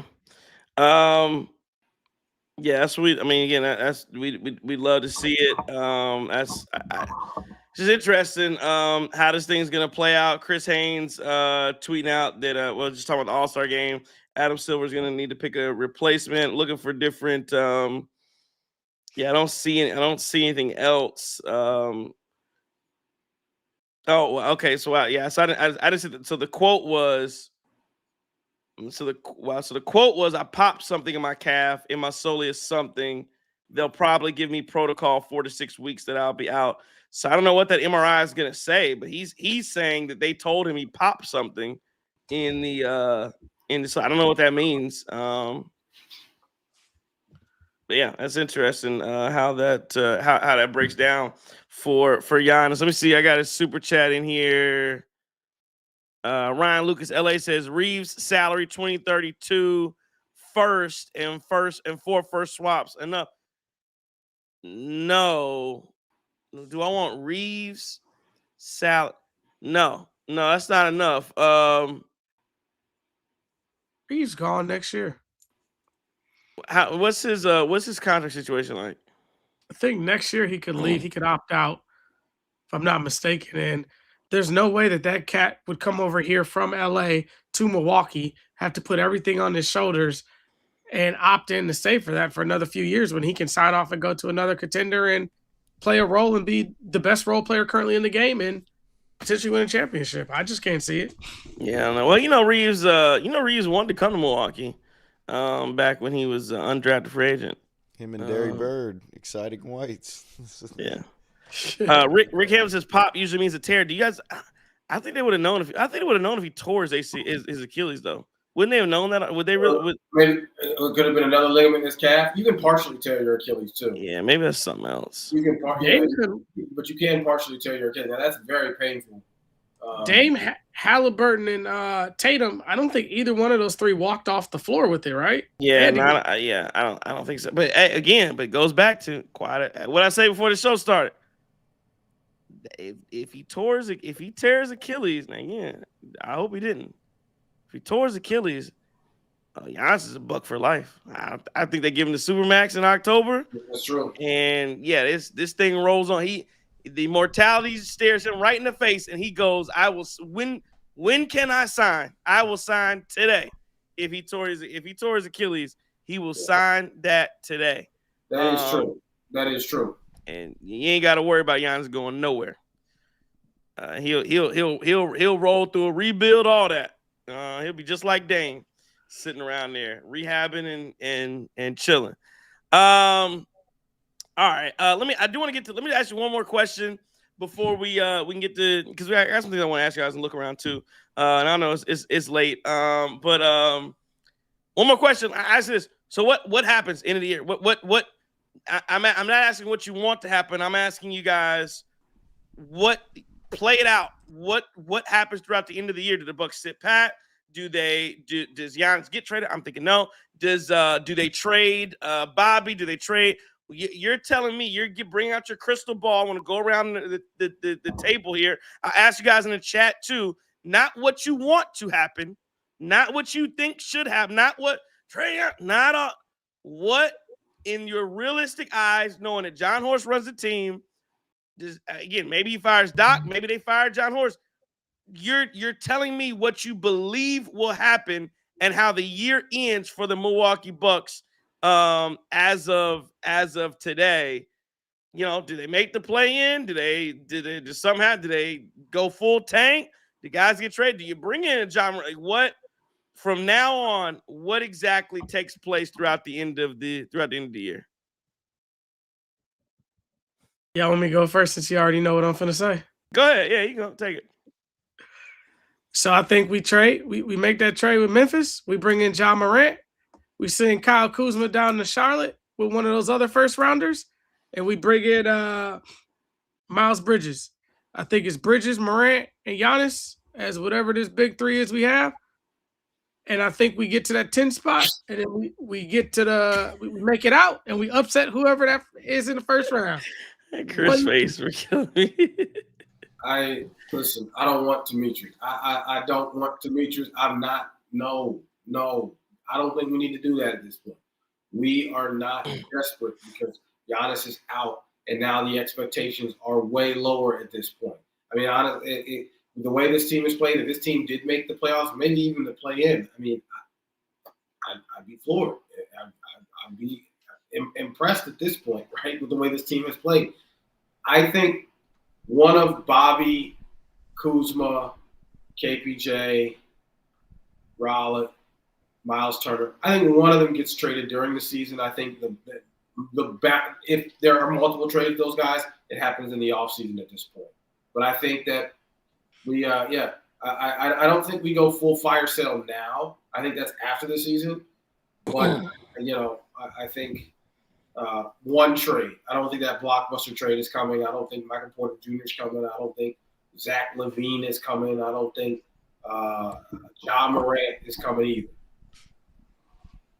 Yeah, none of that's happening. I don't think we're getting to the playoffs. I think, to me, Doc is going to be gone pretty quickly here soon after this news was announced that Giannis is out for 4 to 6 weeks. Whether they go interim with Darvin Ham for a second, I don't know, maybe. But in my opinion, yeah, Doc's got to go. John Horst might be attached to that. Like, they may, whoever it is who Haslam makes that decision.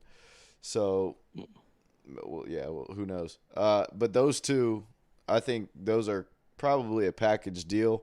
But before that, it's the last desperation from John Horst. It's everybody he can get for it. Whoever, like down the bench, trading all those guys, doing whatever he can do with those guys.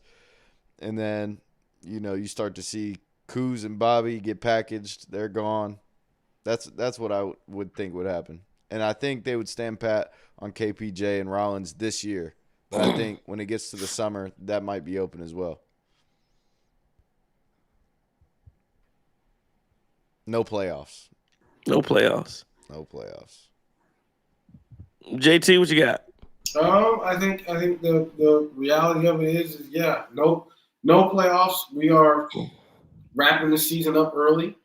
My guess is if the Bucks really love Doc, I think there's a mutual parting, and maybe they do what Trey has been saying the whole time, is Doc finds his way upstairs, and as either some sort of consultant role or president of basketball operations or something, maybe over John Horst or something like that.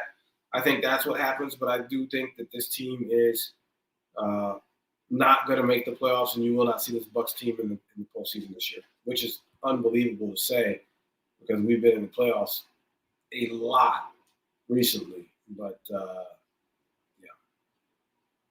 I think that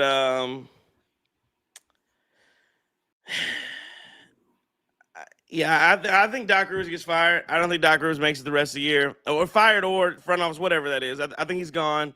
You go with Dave Yeager or your boy or Darvin Ham, or hell, if you want to get freaky with it, let Rajon Rondo get up in there and do it. It really don't matter at this point. I love it. At this point, we were joking with Rajon Rondo. Why not?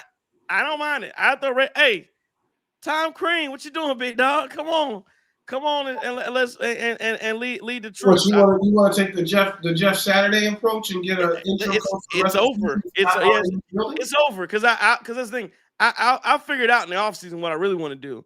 But yeah, in the interim, man, let's have some fun, bring in some fun ideas and see what happens. But I probably would go with Darvin or Dave. But again, I wouldn't be mad if it was Rajon Rondo. But yeah, I would go that route with the coach. You got to rip the Band-Aid off of Kuz and Bobby have to be gone to me. And you get as much as you can get. I don't know if you get a second round pick, you get a couple second rounds for them and salary fillers, maybe some expiring contracts, whatever. And you ride out the year. I think it'd be, it might be fun with you getting expiring contract. Again, I want as much money to use up as I can. So maybe, but that wouldn't work either. Yeah, I don't know. Maybe you find a team that really likes Bobby Portis, and throw him there. But yeah, I'm out on MPJ. I'm out on Miles Bridges. I'm out on Ja Morant. I'm out on all those guys that could be a difference maker. And I ride the season out. I don't know when KPJ comes back, but you play your young guys. You can flip whoever on the end of the bench you want. Again, I think the question is, do you want to tank or do you want to, or are they going to try and? Because again, I'll say this: you could tank. It really doesn't behoove the Bucks to tank because if you fall below New Orleans, they're just going to take your pick. So I mean, if you want to keep competing and get to play in and give Ryan Rollins and KPJ and those boys the experience of trying to compete for a playing spot, cool, why not? I don't think it hurt. It really doesn't hurt at this point because you're giving away a bunch of picks. So that's what I think happens, and I think in the summer there's a decision to be made as far as you have all your picks, and then Giannis is going to tell you what he wants to do with that extension, and if he wants it or not. And if he doesn't want it, you trade him. And if he does, but I think when you trade him, to me, you have to do it before the draft. Like that has to be done.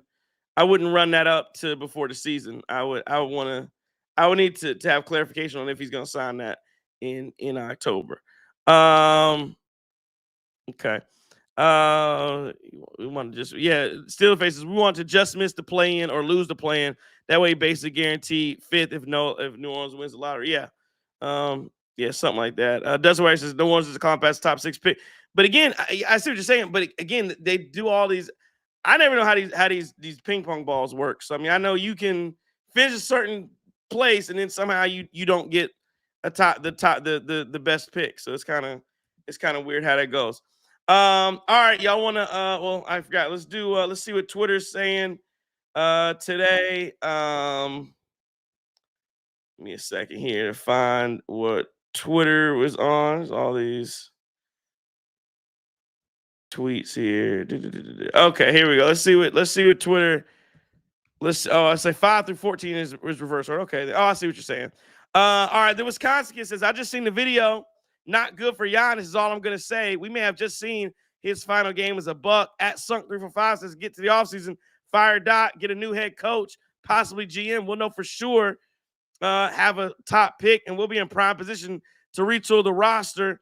At J.R. Horvath says, Tank, get the top 5 pick. It's going to be 2 or 3 years before they can contend again. Have to find out if 34 is willing to work through a rebuild. If not, time to move him. I want him to wait it out, but he doesn't seem willing to do that. At David Pottinger says, shut him down. Accept your gap year. Only make moves to help clear the way this summer. Example, take on expiring deals that help other teams get under the apron and tax. At the Wisconsin kid again says, Giannis' body's falling apart just for this team to lose to the G League Nuggets twice. I'm over this shit. Pull the plug and tank. Looks like Giannis will be out for a while, and if he doesn't stop, he will eventually tear his Achilles with all these non-contact injuries. At BSD Gazelle says, I hate to be the guy, but Giannis getting hurt kind of works out. Shut him down for the next month or so and embrace the tank. Fire Doc. Anyone not named Giannis is fair game to get traded before the deadline of this offseason. Let's do a couple more here. At Mike Drew says, it's over. See you in a decade when they might be relevant again. At B Bucks and Sixes, bring back Coach Bud. And at Philip Rich 21 says, fire that terrorist called Doc Rivers. I literally don't recognize my team anymore. And let's see the last one here. See where we go for this last one. Okay, at THMZS Diets says hiring Adrian Griffin over other good options will haunt this team, forcing them to panic and turn to Doc has had long-lasting effects. Horst has had some magical trades, but his inability to draft, combined with the unfortunate move to Doc, has basically ended the Giannis era. Anything there you guys want to get at for Twitter? Anything interesting? No? All right. Let's game balls tonight. Game ball. I think you're on mute, JT. I'm having a hard time getting it together, man. I got a cold. Nose will start running. I hope I don't got that H1N1. Golly. COVID. You might have had AJ Green. AJ Green was out sick tonight with an illness. So was who else was out with him? Everybody, Garrett Jr. Man, like so many people I know had the flu. It was all kind of bad. My daughter had that a couple weeks ago. Oh, now I'm thinking, man, wife's sick too. I might have it too, man. But you know, we play hurt around here. There you go. No, okay, You all right. You want to do game ball? Okay, yeah, you say game ball. I'll give mine. Wants to give it. You know, usually for me, you got to win to get in. This is gonna be sad. Only because, as people have alluded to, this might be the last time that you've seen Giannis in a Bucks jersey playing for the Milwaukee. That is a very listen. I don't know what the percentage is. There is a very real chance that this is the last time you saw Giannis suit up as a Milwaukee Buck. So my game ball for tonight, one time only, I'm going to go with the losing team. I'm going to give my game ball to Giannis Antetokounmpo. 22, 13, and 7, 4 of 8 from the field, 14 and 16 from the free throw line. It's a +6. Was out there leading his team, trying, doing all he could. Maybe with his agent having back channel talks. Who knows all the things that have been going on. But he went out there on one leg, and he kept, at the end of the day, kept playing when he didn't have to. And whether, that was to a fault or whatever, maybe he should have asked for a trader. I don't know. We'll see how it all shakes out. But just in case, this is the last time that Giannis ends up playing for the Milwaukee Bucks. If that was his last and final appearance, game ball goes to Giannis. You know what's funny, man, is every time you say just in case, I'm thinking Jaheim. Just in case, I'll make it home tonight. Hey, man, I had the bootleg on that one, man. That was when we had the bootleg CD. Hey, I know when you was growing up. Oh, parents was listening you know it. Hey, did you? Hey, my dad had the CD case that had you have all your CDs in the yeah. He pulled I go find that Jaheim, find that Still Ghetto. Hey, when we was heading to school. Hey, you already know that Tom Joyner was playing on radio. Yeah, yes, sir. That Tom Joyner. No, man. You know what, though? I'm going to give mine tonight against my better judgment. I'm going to give it to – actually, no, hold on. Before I give mine, we got to go back. You gave your game all to Giannis, but you didn't give us an AKA. One is the minimum. Okay. Giannis gets the game ball. AKA, where is Gleese? AKA, I got it, man. AKA, appreciate you. I'm gonna go with, against my better judgment, I'm gonna go with. I don't even know how I do this. He was bad for a lot of tonight. Last 5 minutes and watching how strong he closed that fourth quarter, and for Ryan Rollins to show up and have 15 out of his 21 points in that fourth quarter in the way in which he did it, where he pulled this thing together and got the rest of the game out of his mind and just kind of locked in there. Oh man, I really want. I'm gonna give it to Ryan Rollins for fighting. Again, it wasn't pretty, but you don't really have a ton of viable candidates here. You've already given it to Giannis, so. I'm gonna go Ryan Rollins with my game ball tonight, AKA echoing this message from the Bucks team. If y'all don't give a damn, we don't give a and we gonna screw y'all, right? Listen, AKA my check cashes regardless. AKA it's not about how you open, it's about how you close. That's true in a whole lot of aspects in life, sir. Not just basketball. I like the AKA from Steeler Face. That's a good Steeler Face AKA for Giannis. It's an AKA hanging the jersey in the rafters because he's done. Yeah. AKA we're not gonna give you away. AKA we're not gonna let them steal you. You're most likely not going to be here next year. All right, go ahead. I'm taking mine home. That was abysmal. I got two. First one is Miles Turner. Thought Miles had a good basketball game tonight. He did. We didn't even talk about it. Made a Global lot of executive media is going to be so happy about that. I appreciate that, Justin. Thank you for talking about Miles Turner. I thought it was his best game as a Buck this year. Seriously, all jokes aside. And then, AKA I ain't Moesha no more. AKA I'm gonna show y'all the rest of this year because he gonna have to put us on his back now. And then, but my other one would have to go to the fans, man. You out there braving that negative 40 or 50 degree wind chill to go to that basketball game and see all this unfortunate stuff that happened tonight. So y'all the real game ball winners to me tonight. Bro, why is it so cold right now? Oh my goodness. Like it's -7. Where I'm at, it's -7 in Chicago. Yeah, it's too cold. It's like, yo, the temperature's -7, not the wind chill, which that's still as cold, -7 wind chill. The temperature was -7. It's y'all know there's people's cars that won't start in this weather.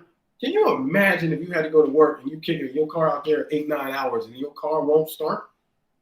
Oh my God, it's crazy, man. Even the gyms was closed around here. I don't know.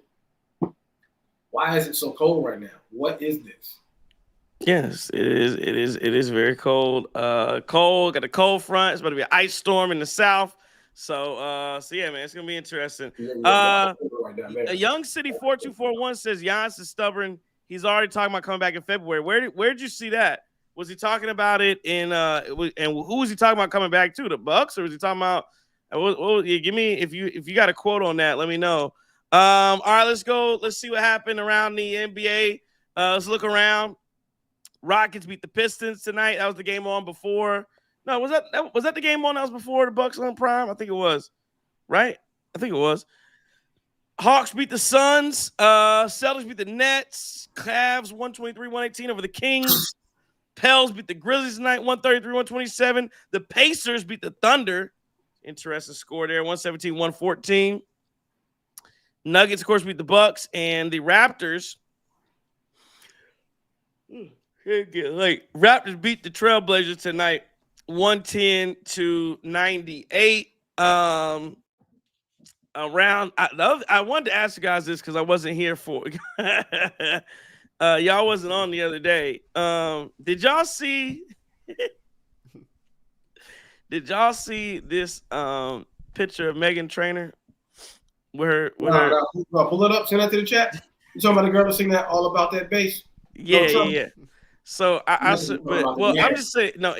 So basically, everything it went viral on social media because she had her baby, and let me say this: she had a surrogate have her baby, and then she was in the.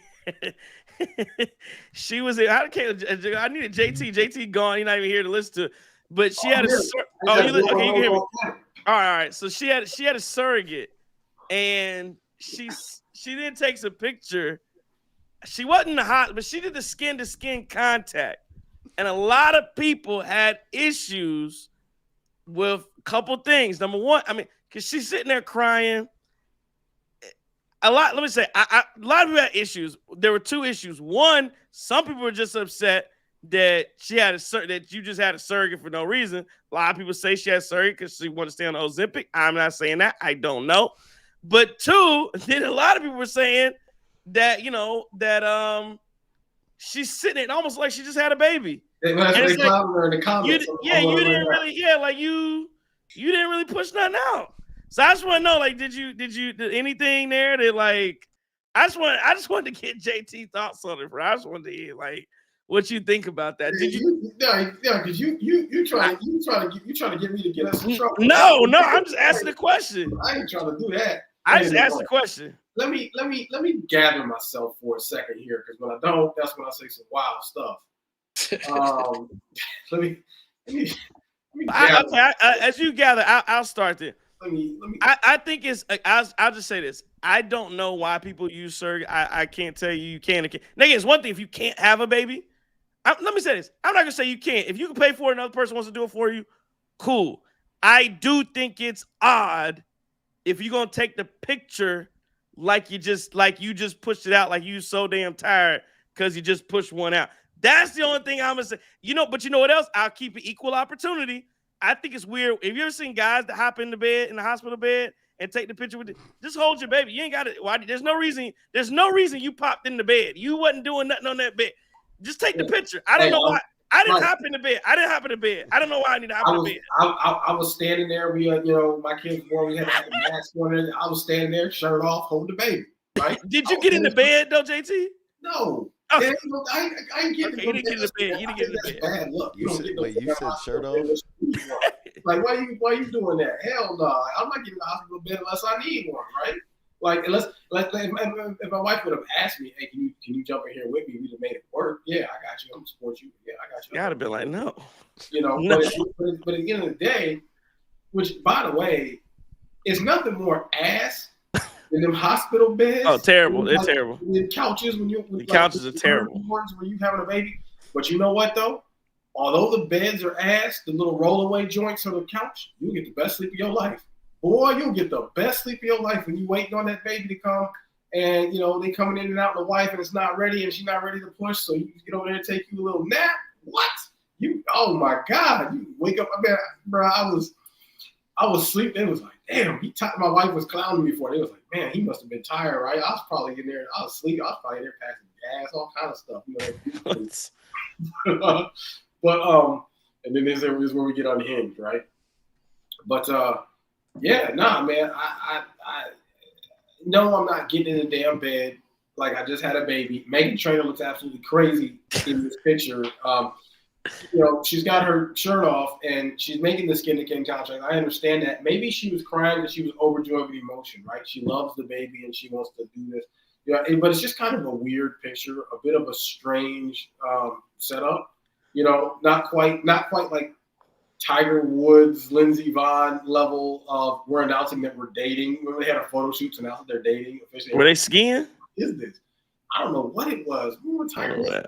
They had a photo shoot announcing they were dating. Everybody was like, "What is this?" Like, I don't know. But look, I think Meghan Trainor, congratulations, you had the baby. You got that surrogate, right? You probably dropped. Going ring for surrogate got to be 100 bands. I don't know. I mean, it's got to be a lot of money. Unless you get somebody who, 100 bands. But this is just a bit bizarre. Like, she's getting her skin time, and maybe this was a candid pic somebody took. She didn't think they was gonna see it, but yes, she posted it. She posted it. Listen, man. Either she was crying over joy, or she just hit that bong. Hey, brother, when they had your face in the bong, it's crazy. Just had the gas mask on, and listen, you can't always hide it. I don't know, but yeah, it looks a little bit. It does look a bit crazy, and I wouldn't probably do this. I wouldn't look like I just had the baby, but if you do a Google search and you see her, post Ozempic, she looks better, and who's that? What's old girl's name that got the yams? And she lost it.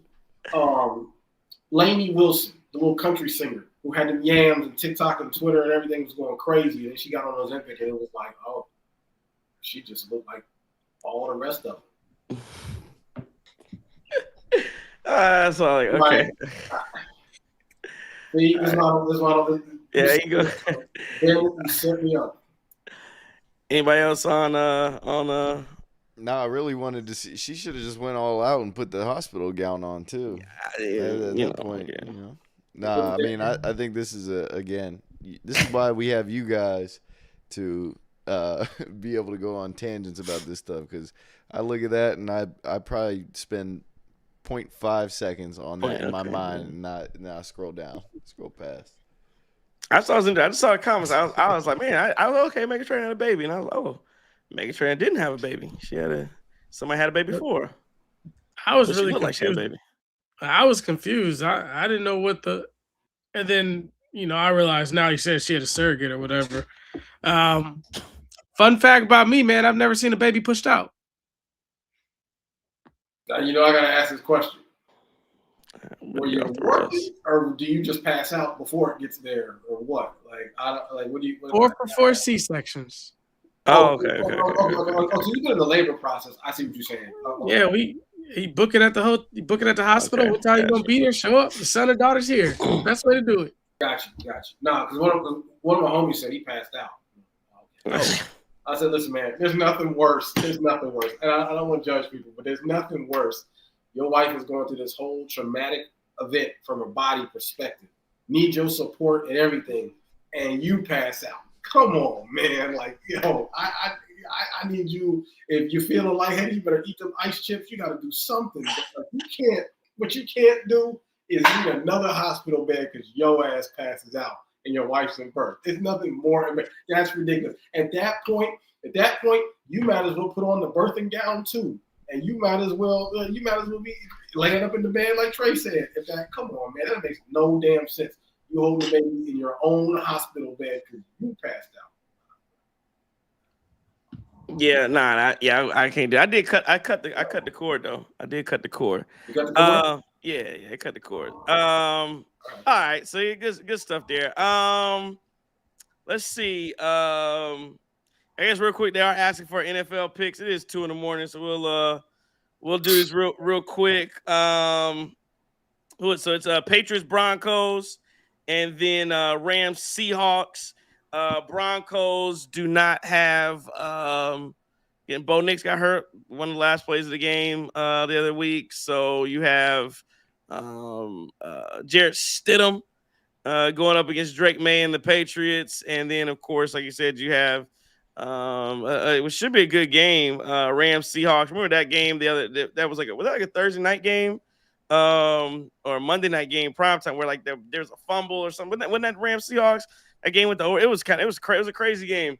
But yeah, that should be going. Where are you guys going? Pats, Broncos, Rams, Seahawks. I start on the Pat. Patriots are going to beat the Broncos. Jarrett Stidham's not going to be able to do anything. I think Chappelle's got to get real creative. They got to muck up this game. Like this would be an all-time upset. And again, another reason, I don't think they rig games, but there's no way you want Jarrett Stidham in the Super Bowl. So I'm not saying they would rig a game. I'm just saying if there was one to rig, there's no way, or to just put the thumb on the scale a little bit, there's no way the Patriots don't advance and make it to the Super Bowl. So I got the Patriots come out of the AFC. So what's crazy about this is that the Patriots and the Texans, for a lot of that game, Drake May, who I think should be top 3 in MVP voting. I'm a big Drake May fan, but he didn't play particularly well against that Texans defense, and that's because the Texans, they got some bullies out there. I mean, the Texans defense kind of is what Denver has a damn good defense too. Has a very, very good defense too. They got to go out there to Mile High Stadium and play in the altitude. I think New England wins this one, but it would not surprise me if this game was closer than people think. What was the line on this? Wasn't it like 8 or something? I think it's like 3.5. It's like 4.5. Ain't nothing crazy. Yeah, it's been moving, but I thought at one point, when it first opened and what's his name was out, I thought it was like 7. Maybe I'm tripping. I could be making this up. Yeah, I don't know where it started at, but I know it's not crazy right now. But I certainly think Denver's going to look a lot more competitive than you would think a team will look, missing their starting quarterback in the conference championship game. But give me New England advancing to the championship, and Mike Vrabel takes his team to the Super Bowl his first year there, which gives Bob Kraft just a bit more comfort for why you got rid of Jared Mayo after one season. You get a guy in there like Mike Vrabel who can turn things around. Granted, there were some notable signings too. That roster Jared Mayo had was trash, but I don't know.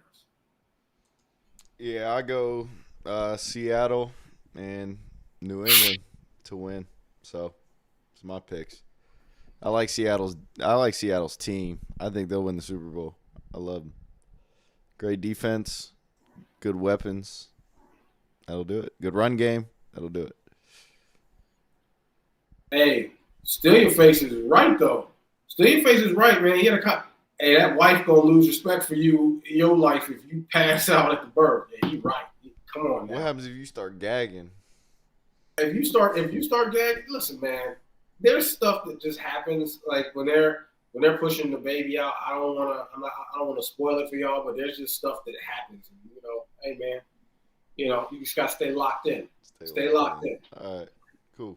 Stay locked in. See, I'm too much of a clown. Like my wife was like, she was trying to, man, because I be peek. I'm trying to peek over the. Well, of course you're peeking over the. I'm peeking over there. She stop. I'm peeking over the.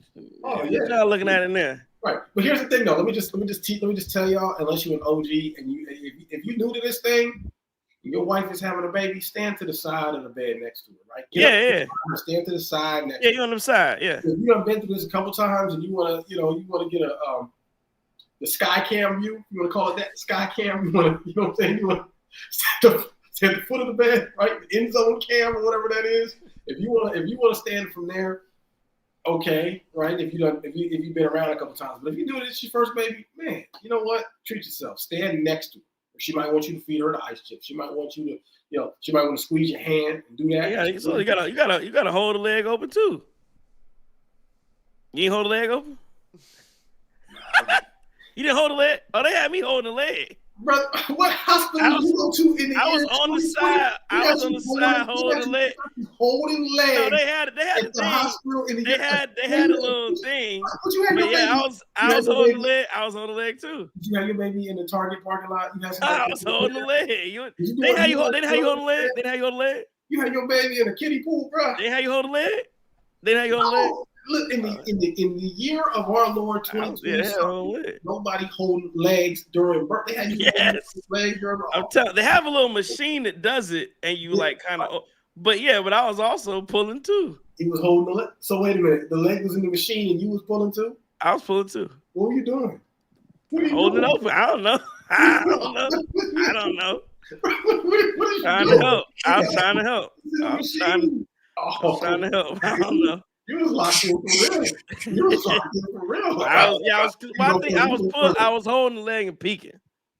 So you was pushing your wife on the leg on the table. Yeah, pushing it. Yeah, I was pushing and peeking. You work out with your wife? You ever work out with are you one of those people? I work out. Yeah. You got 5 more in you. You got 10 more. You want to? Yeah, but see, again, I play too much. So we're very. I just play too much. I'd be laughing. She don't like it. So we work out together, but she don't like it. Hey man, hold the leg is crazy, bro. I just don't understand. What was you doing? I don't know. Okay.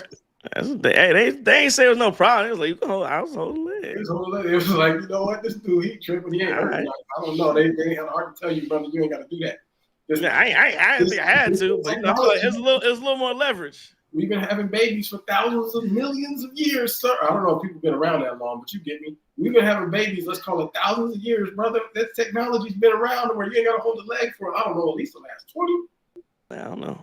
Your kids too young to be holding the legs. I was holding the legs. Where are you going? So everybody went New England. Where are you going? Sorry. I'll go Pats.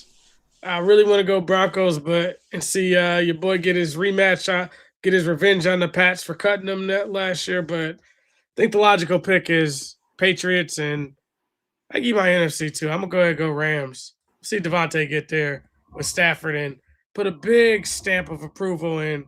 Won't be much you can say left about Stafford if you got anything to say about him. If he wins number 2. You know, Stafford's like top 10. I think he's top 10 in NFL passing yards. Isn't he like up there like 9 to 10? He's up there. I think in career passing, I'm pretty sure Stafford's up there. Stafford, interesting case for Matt Stafford because he was in the league for the longest time, and I think he had only made like 1 Pro Bowl in Detroit, and it was like, wow, this guy is not even Matt Ryan level. He is here, and then he goes to LA, he gets that ring with McVay, takes his game up another level. Stafford wins another ring. I mean, he doesn't have the MVP. I do think he would probably end up getting the MVP this year. He's for sure the MVP. I think he ends up getting the MVP, but he gets another ring. It's a very interesting conversation with where do you put Matt Stafford in the QB all-time hierarchy? Because I think the numbers. Is there what interesting conversation? Where do you put him? You put him in that second tier. You put him in that third tier of all-time quarterbacks. And where do you put Matt Stafford? Yeah, where how many people are in your tiers? Like, what are we talking about? Well, because you talk about your first tier. Tier 1 is probably Tom and Manning and Joe Montana. Yeah, he's not anywhere close to that tier. That's right. That's what I'm saying, right? And then who's your tier 2s? Your Aaron Rodgers, your Marino, your Marino. Do you throw Bradshaw in there? I mean, hell no. Terry Bradshaw. Maybe Come on, Steve Young in there. Maybe Terry Bradshaw. I don't know. Matt Stafford. I don't think Matt Stafford still gets mentioned with guys like Aaron Rodgers, even though no. See, that's the issue. We start overrating guys. That's what I'm saying. No, Matt Stafford's not no damn. It's an interesting conversation with Matt Stafford because it's like, well, if he gets a second ring and then he gets his MVP and then he's got 3 Pro Bowlers and he'll probably get all pro this year. Okay, but that's still not enough for you to be. No, it's not. He's a very good quarterback. He's a Hall of Famer. Yeah, but he's not on that. He's not on them tier. Now he could be on. He could be on whatever tier Terry Bradshaw is. Terry Bradshaw is. I don't even think he could be with Drew Brees, to be honest. That's another tier. No, he's not. That's what I'm saying. Like it's an he's not conversation with Matt Stafford because it feels like whatever he does at this point is not going to be enough. It does not matter. You get a ring here, you get a second ring, great, right? You get an all-pro nod, great. But at the end of the day, the way you are viewed and the way you are going to be talked about as the all-time greats is not going to be in either of the groups of folks. What all quarterbacks have two Super Bowls? Bart Starr. We're talking about damn Bart Starr. Now he can. You know what? He can be. Troy Aikman gets hyped because he was with the Cowboys. Troy Aikman had a lot of help. Troy had a lot of help. Troy had a ton of help. Didn't Big Ben get 2 Super Bowl rings? Big Ben has 2. Okay, he could be where Big Ben is. Peyton Manning. He could be up there with Big Ben. Yeah, he ain't no Peyton Manning. He could be up there with Big Ben. He could be up there with Big Ben.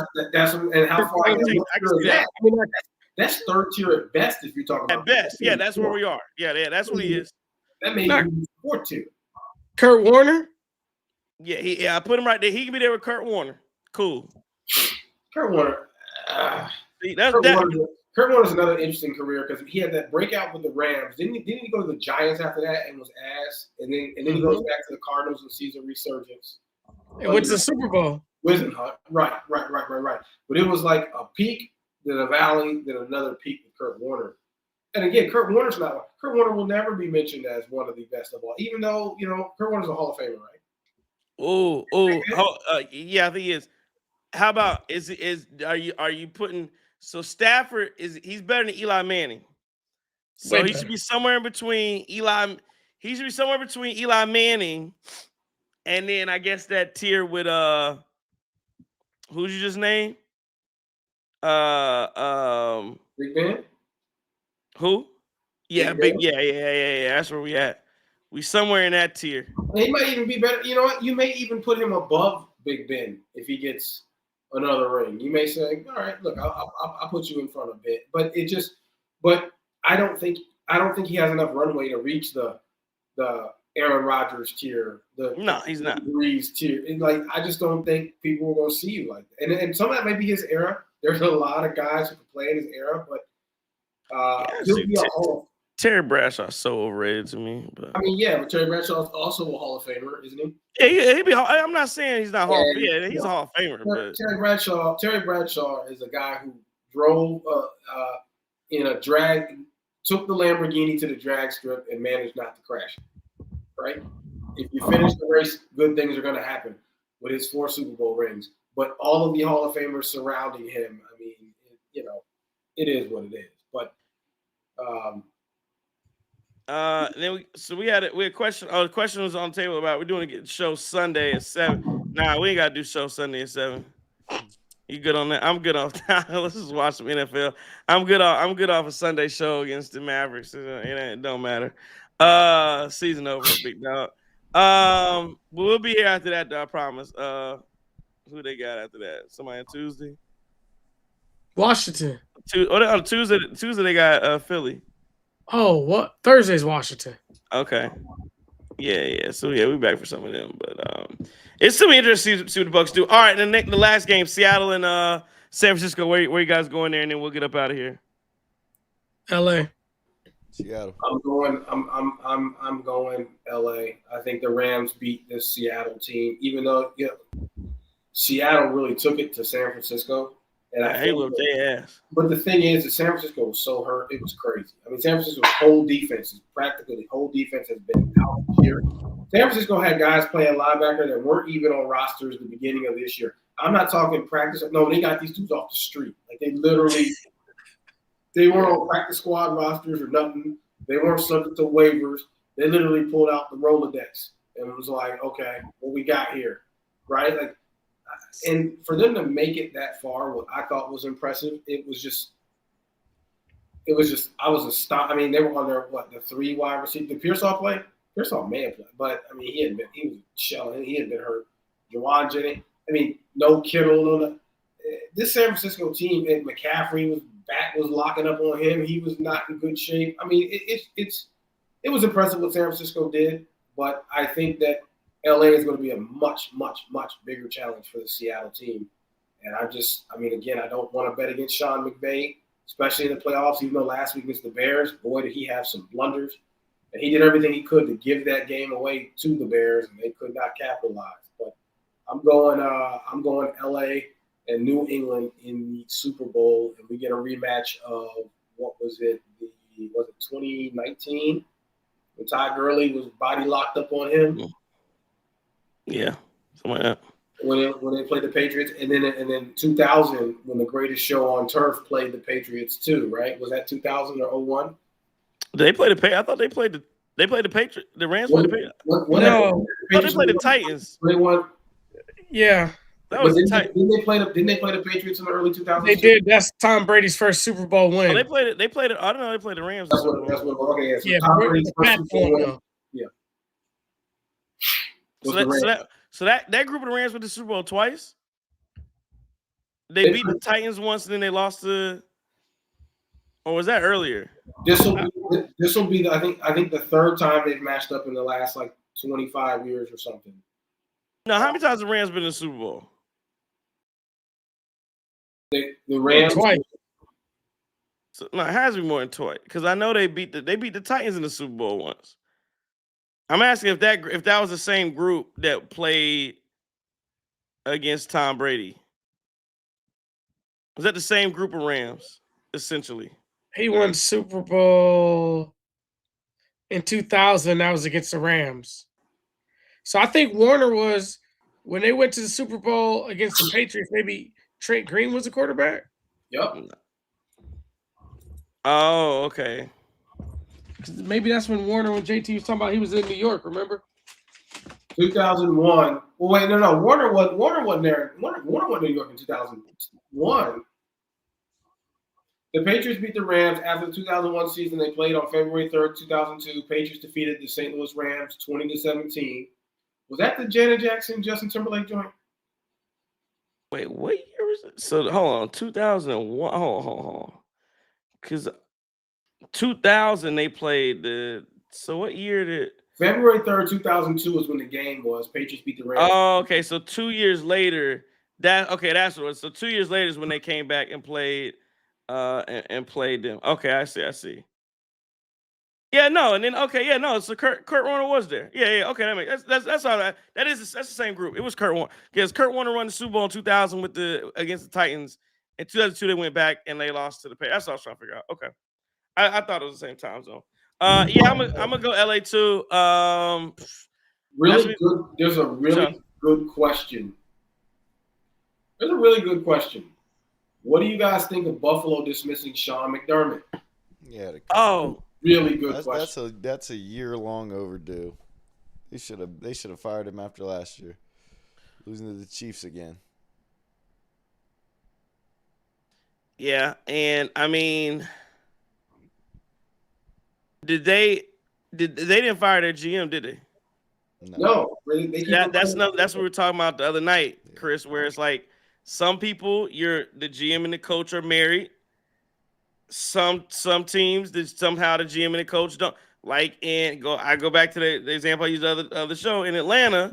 Somehow, fought not and what's my man's name? Raheem Morris. Somehow they were tied together, like they both committed the same sins, and they hadn't.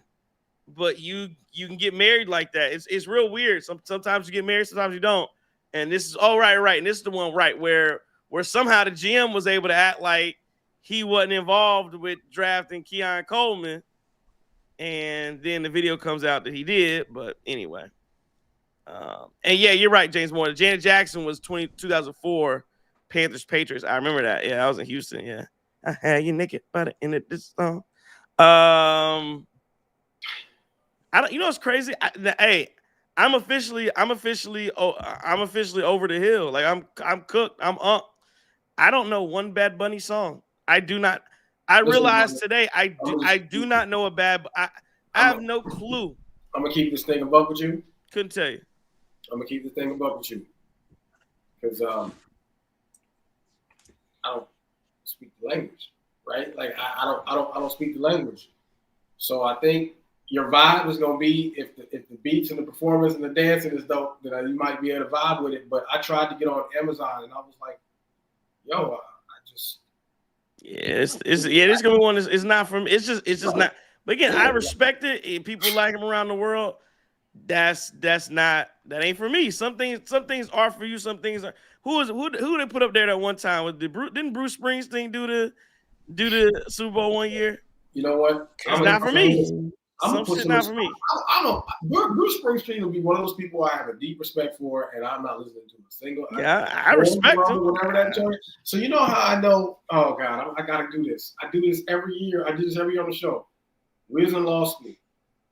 I used to listen to 80s soft rock, study that. So I'd be on that. So that's how I got to learn about how all these people were, right? And I always confuse Bruce Springsteen with a guy named Bono. Oh. I always do. I always confuse those two. I still hate, but when he with you too?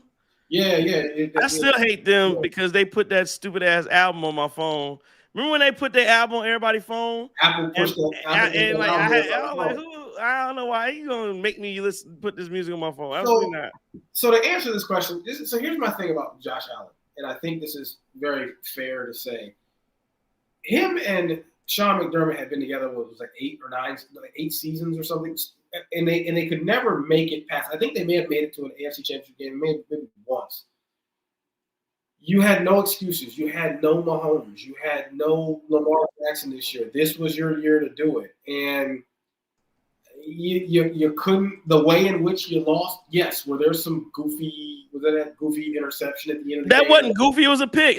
I can't believe people act like that. That was a clear interception. But weren't there multiple? I'm trying to remember. Two pass interferences. There was only one. The first pass interference was bad. The second, we pulled him down. He was beating. I remember somebody told me they don't call that during the playoffs. No, not if you pull him down. No, you were talking about the first one, and that's when I call bad. You got to fight back through the ball, which I agree on. But the second one, no, he pulled him down. Should have did it. This is kind of here's my point, right? My point is that you've had this version of Josh Allen for the last 4 or 5 years now, ever since Brian Daboll unlocked him. And they brought in Stephon Diggs, and he had probably the biggest second to third year leap anybody's ever seen in NFL history have a quarterback take. Josh Allen, you've had this version for a long time. And ultimately what you've decided is either we're going to put all our chips in and try to win a Super Bowl with somebody new because we've gotten the best that we could out of this Buffalo Bills team. Sean McDermott is one of the best Buffalo Bills coaches in that team's history. Remember, the Buffalo Bills were picking in the lottery every single year for a very, very, very long. You remember when they had like all those first round picks on the defensive line, and it was like, wow, Buffalo is. They were picking in a lot. Sean McDermott turned that team around. He did his best. The problem is you had this MVP quarterback, you had this All-Pro quarterback, you had Josh, you had this entire team. And you could not take that step forward. I mean, Sean, you got to put some of that on coaching. But the real issue, and this is something we talk about when we get bored, at what point does Josh Allen face criticism? At what point is some of this on Josh? Because he did not play well in that game. And obviously the late turnovers didn't help him. But Josh Allen, as good as we want to make him, can we put him on the level with Mahomes and Lamar? I'm not really fully sure that we can do that. Remember, he won that MVP last year, and everybody said, how the hell is that possible? Because Lamar clearly should have had the MVP. And would they give it to him out of charity, or was it voter fatigue? Right? I mean, again, at what point do we say he's very, very good? Josh Allen, but he is not up there with your most elite QBs in this. He's not. He's up there. If there's a top 10 list, he might be in that 5 to 6 range, right? You're not calling him top 3, right? You're probably not giving him top 4. I mean, at what point do we have that conversation? Well, we should be having a conversation, and again, he's one of those guys. He gets a lot of good PR, but again, a lot of guys do. It just depends on. Well, it depends on who you are. You can get the PR, get the machine going behind you. Again, he doesn't have that. Again, I said he should get the same level of criticism Lamar Jackson gets. That's what Josh Allen should receive. I will say, speaking of a guy with great PR, I don't know how you throw 3 interceptions in a playoff game and people act like you did the greatest job in the world. I don't know that for life of me, I don't get just because you threw a ball,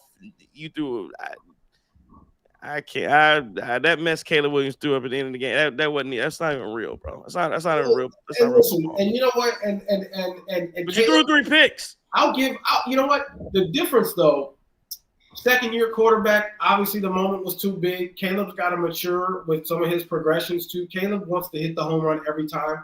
This is situational football. All the Bears needed was 15, 20 yards there to kick the field goal and go home. Why you're taking the deep shots down the field? It's the same thing Caleb does, but he does this on fourth. He does this all the time. 4th and 3. Why are we throwing the ball 20 yards down the field? Just take the first step. What is this? And the problem with the Caleb Williams experience is there's a lot of really bad. Like when you watch him, you're like, man, how the hell are you missing this throw? What is this? How does he miss the throw? It's always hot. But his good is often spectacular. And so everybody goes, wow, did you see that play on 4th down when he threw it off his back foot, hit Cole Kmet in the end zone? Oh, my God.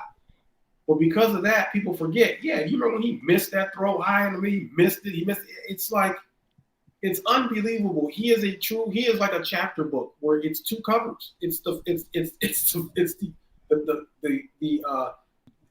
cover in the front and the cover in the back. Nobody talks about the middle where it's like, you realize this dude is not completed a pass in a quarter. You realize that you realize he's throwing balls behind boys, over them, low. It's like throwing balls behind boys. Y'all holding any blame for the coach? You talk about that throw that Caleb made at the end of the game. Any blame to Ben Johnson for even calling that play at all? When you got a running game that's moving the ball at 4 to 5 yards a clip at that time? I gotta trust my quarterback, man, to make good decisions. You trust your quarterback, and I am sure there were shorter reads.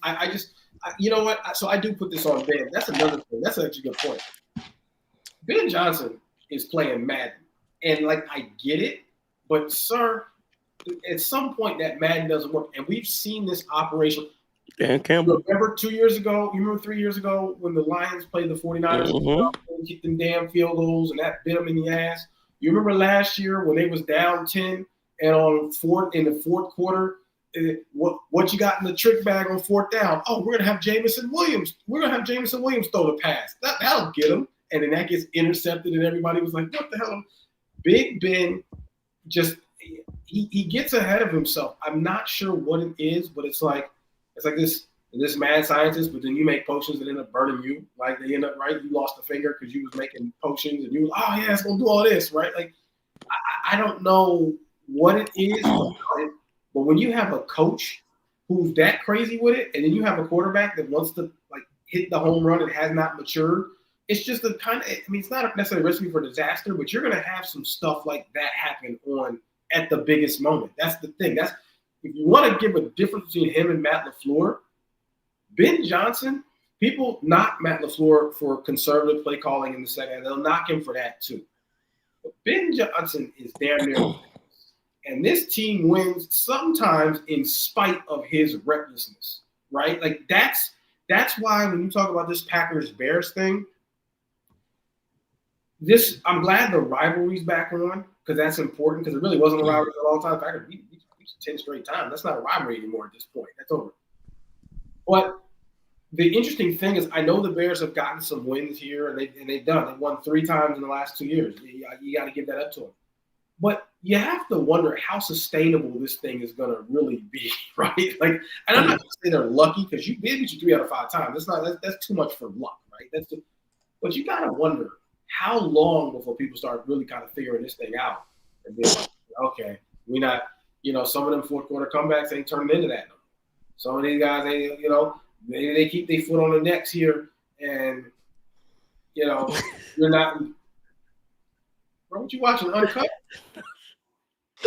All right, go ahead. Go ahead, bro. Chris, somebody said something crazy. No, nobody said. Go ahead. No, my bad. Chris make me laugh.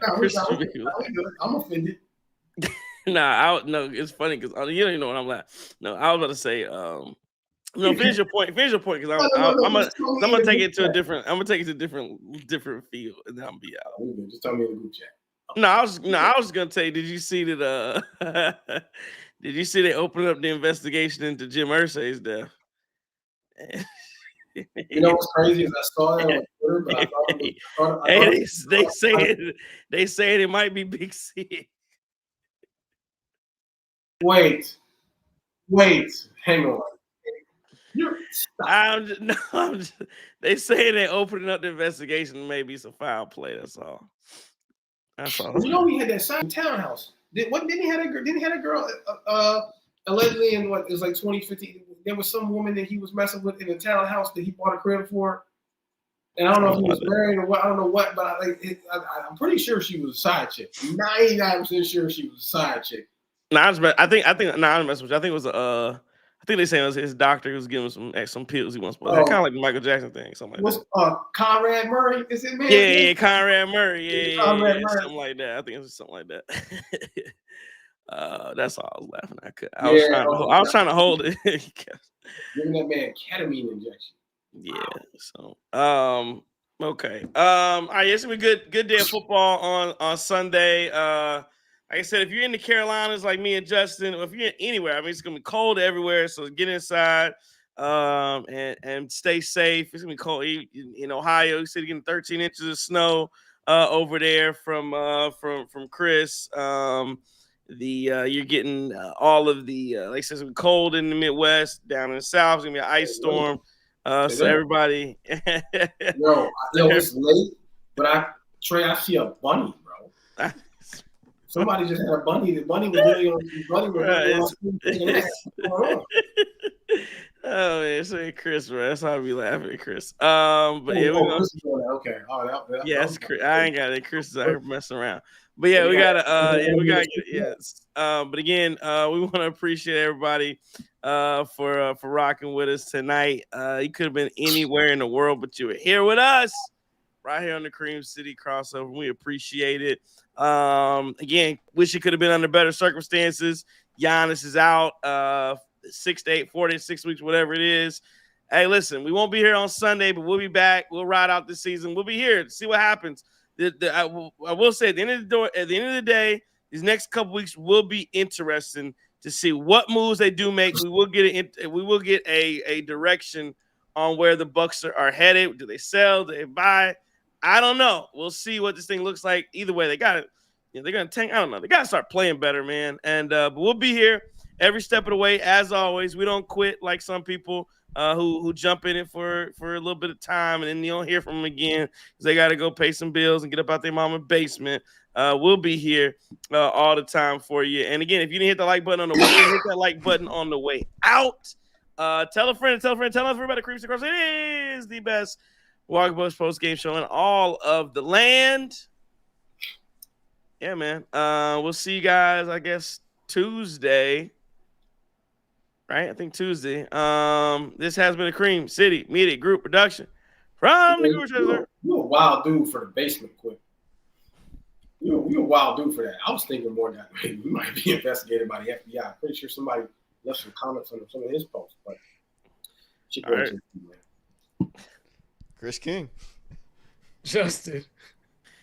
If I am your enemy, it's only because I dare to tell you the truth. Don't take no wooden